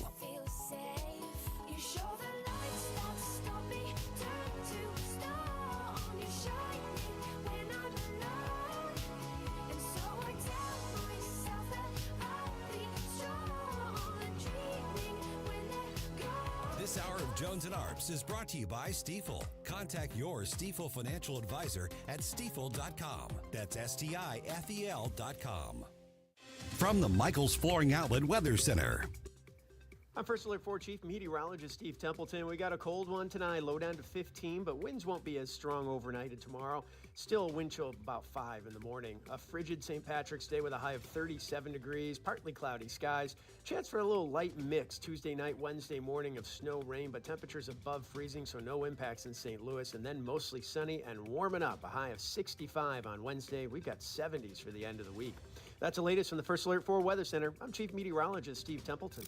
The Vic Porcelli Show. Jeffrey Epstein had this ranch in New Mexico where they just happened to find 2 bodies of women who were strangled to death. You know who would know about this? Nils Gravilius. We'll talk to him about that Tuesday at 10:05. Weekday mornings at 9 on News Talk STL. Springtime in St. Louis, and if you hate to paint, do what your neighbor Mr. Rob Miller from Harvesttown Auto Body in St. Peters did. He called Rhino Shield. Rob, what was the thought process for going with Rhino Shield as a business owner? My family's business is over 10,000 square feet, and it did not have the curb appeal I wanted. Rob, tell everyone how the experience was with Rhino Shield from start to finish. The process that I liked was when you came out, you gave me all of these options that would fit my building. Our building was really faded. I don't want to have to paint my building again. 25 years is a long time to not have to worry about the outside maintenance of your building as far as paint. That's a no-brainer. That's why Rhino Shield worked for me. Are your neighbors jealous? I would be if I was them. Thanks, Rob. Now it's time to call 877-25-RHINO. 877-25-RHINO or 877-25rhino.com. Genius. Don't hate, don't paint vinyl. Go Rhino Shield. Never paint your house again. Rhino Shield.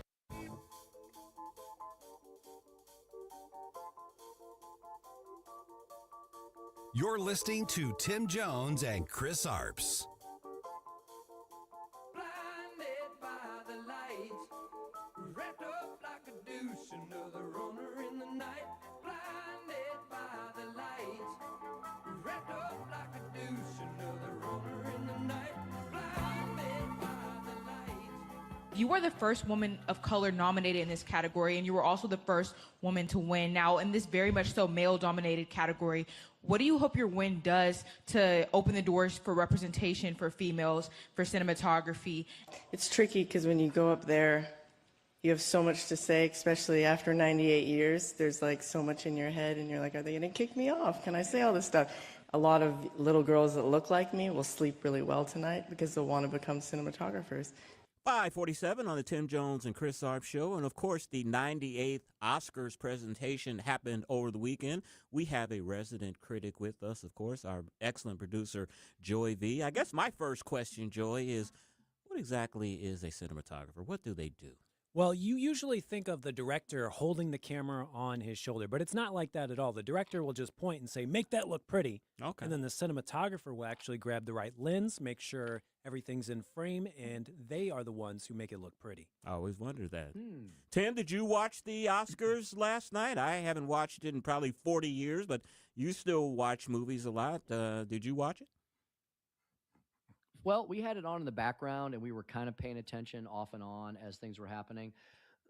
Joey, my question for you is, I would like for a comment on this. I read a couple of commentators today saying that last night's Oscar was kind of boring because basically from all the previous award shows and everything that had been written, we pretty much knew who was going to win every single category. Joey, was that true? Were there any surprises, or was everything kind of baked in the cake as far as like the big awards for Best Picture and the actors and all that stuff and so forth? If you pay attention to the precursors, that's right, the awards that came before it, then you would be pretty well ready for whatever was happening that night. There wasn't a lot of surprises. I love Marty Supreme personally, but it was shut out. But that was kind of a given that it was going to be Michael B. Jordan for Best Actor and then Sean Penn for Supporting Actor, and that's how it went. I've got to ask, because we talked about this last Friday, the woman who's been nominated 17 times for Best Song, was she Diane Warren? Was she left at the altar again? Of course. I know you haven't heard this K-pop Demon Hunter song, but it is literally the biggest song that's ever come out for an animated film. And so it was a given that they were going to win. They didn't even want Diane Warren to perform. No one wanted to hear her stupid song. Poor girl. Something that was really great for me is that this was on ABC, so they don't have a weather team, and this tornado was not interrupting the show. I didn't even think about that at all. And then down in Innsbruck, we ended up with a new canoe. Somebody's canoe just floated onto our land, so it really came out ahead. And, of course, I cooked dinner. Free canoe. My girl, she made, the night before, she made crab stuffed salmon. Oh. And then for the Oscars, I made air fryer chicken nuggies, tater tots, and of course, toasted raviolis. If you're dealing with Joey V on Oscar night, we're making toasted raviolis, and she got 5 and I got 5. Did you wear tux while you were watching the show? I wore the blackest T-shirt that I had. Ah, there you go. There you go. Hey, one other thing I want to ask too. The Oscar show is known infamously for being a notoriously long show. Was this one very, very long? It was 3 hours and 40 minutes, which I guess would be normal. It started an hour earlier, so you got to go to bed earlier, and they were playing people off left and right. You know the rules. One person from your group, no matter how many stupid people get to hold the trophy, only one person gets to talk. And as soon as someone tries to sneak in, they cut them off and say, get the heck out of here. And there were some really sad people that just, nope, they're not turning the microphone back on for me. They didn't get their moment. They didn't, but of say, course. hi, Mom. No, they get to do that backstage, and all of them are on YouTube. You can watch their speeches, but on the broadcast, no. You get one person and you're done. Timothy? Joey, I thought the tributes were the best part, one of the best parts. It is so hard. It's so hard still to believe that Robert Redford and Diane Keaton are gone. They did 2 really nice tributes. Joey, who was the actress who was eulogizing Diane Keaton? I recognized her, but I couldn't come up with her name. Rachel Remember? McAdams. Did you see that part? Yeah. She was very, I think, honestly emotional about being able to talk about her good friend, Diane Keaton. And yeah, the Robert Redford tribute was fantastic as well. I mean, those are just two icons that we all grew up with, that we know well. It's hard to believe they're gone. The body of work they have left will likely live forever. So I thought that was a good part. I The cried positive part. during the Rob Reiner one when they lifted the stage, and then almost every cast member that's been in a Rob Reiner film was standing right there. Like you got John Cusack and everyone else down the line that was right there. It was pretty cool. The people from Spinal Tap and Princess Bride and This American President, The American President. It had me crying. Michael B. Jordan, of course, won Best Actor for Sinners. And Tim, I always say I don't watch movies. I don't follow Hollywood like I used to. I'm kind of ashamed as a black person to read that there have now been 7 black actors that have won the Best Actor award. And I could only name probably about 2 or 3 of them. Joey had to fill in the rest of them for me. So congratulations to Joey, or to Michael B. Jordan for winning the seventh actor as a Oscar as a black actor.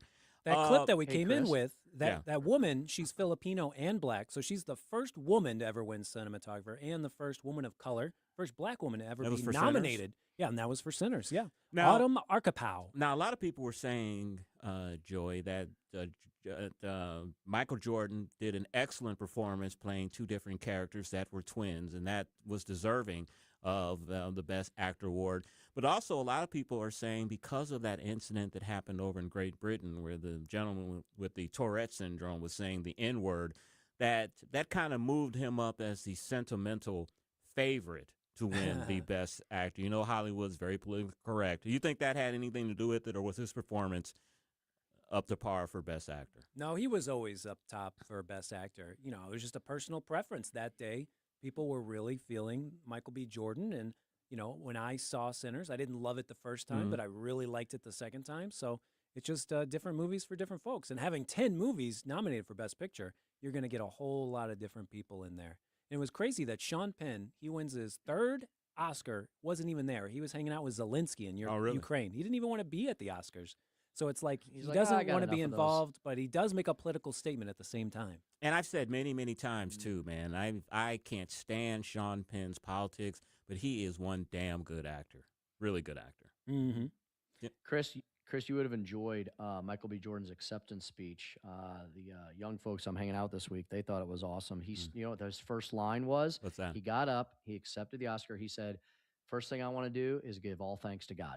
I'm glad he said that because I was a little worried when I was reading some of what he said when he was talking about that I pour everything into the universe, and if you pour in the universe, you get things back. And it kind of sounded kind of new agey and everything. And I was like, man, I wish you would have said, hey, I give the glory to Jesus, and this is why I'm here. But, you know, to each his own. So I'm glad he did spring of God and didn't just say, you know, the universe helped him.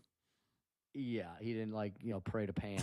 No, that was the first line, Chris. That was the first line that he said. He said, I want to give all thanks and glory to God. And then he went on and he thanked the other important people in his life that helped him with the movie. Good for him. There were a few political moments. You know, yes, the documentaries are always meant to be political, so that's the time where you expect it. But Javier Bardem, he's from No Country for Old Men as the killer with the weird haircut. He just straight up had a pen and said, "Free Palestine and end all wars." That's like the most, obvious thing I can think of. And then Conan said that no British actors were nominated, but at least they arrest their pedophiles. That's so a good one. That's kind of an Epstein reference there. And then when Jimmy Kimmel came out to present, he said that, Trump is probably really mad that the Melania doc didn't get nominated, even though she was just trying on shoes for 2 hours in the White House in that movie. Look, one of the things I had read about, too, there was a documentary on Putin, I think, or Russia. Yeah. Mm-hmm. And some criticism of that came from some Russian people that said that it made the Russian people look kind of docile and not very strong. Did you hear that criticism? I'd read that they Russians weren't too keen or happy with the movie. I didn't see that documentary. It's something like Nobody versus Mr. Putin, but that guy came up and his speech was all about comparing Trump to Putin, and there's oligarchs in America and be careful, and they're killing people in the streets. Right. So It was a little heavy-handed with that as well. Tim? I thought I saw one of the. It was really fast, Joey, when they were rolling through all the documentary stuff. I thought there was one that was actually a. It looked like it might have been a pro-life documentary. Hopefully, it wasn't an abortion one, but no, it was an abortion one. Oh, I was gonna say. Oh, of course. Okay, I was wrong. There's a woman who does security at the Planned Parenthood clinic, so she's got to make sure every night that people aren't getting shot at and that the women forget are about the walked in. women. Forget about the children that are getting vacuumed out of their womb. We're not concerned about that. But anyway, I got 15 out of 24 right well, that's though. unfortunate. Very good. All right, the Oscars Wow. are. Go ahead, Tim. Man, in the can. All right, I the was gonna say, Oscars. they're all in the can. Oh, go ahead.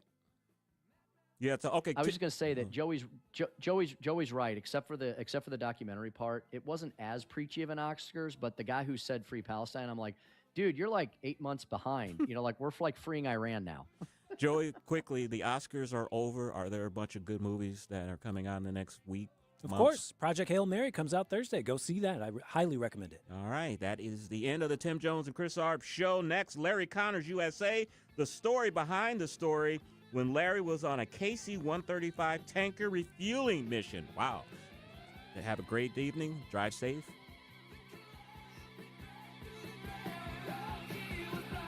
Hey, it's Mike Ferguson. Mario's Donut Restaurant, that's your place to go for breakfast, lunch, and dinner. From mouth-watering sandwiches, omelets, delicious gyros, and Mexican dishes, to their revamped menu with cannolis, tiramisu, baklava, and danishes. And don't forget those famous donuts. Dine in or carry out, Mario's friendly staff is ready to serve you with love and care.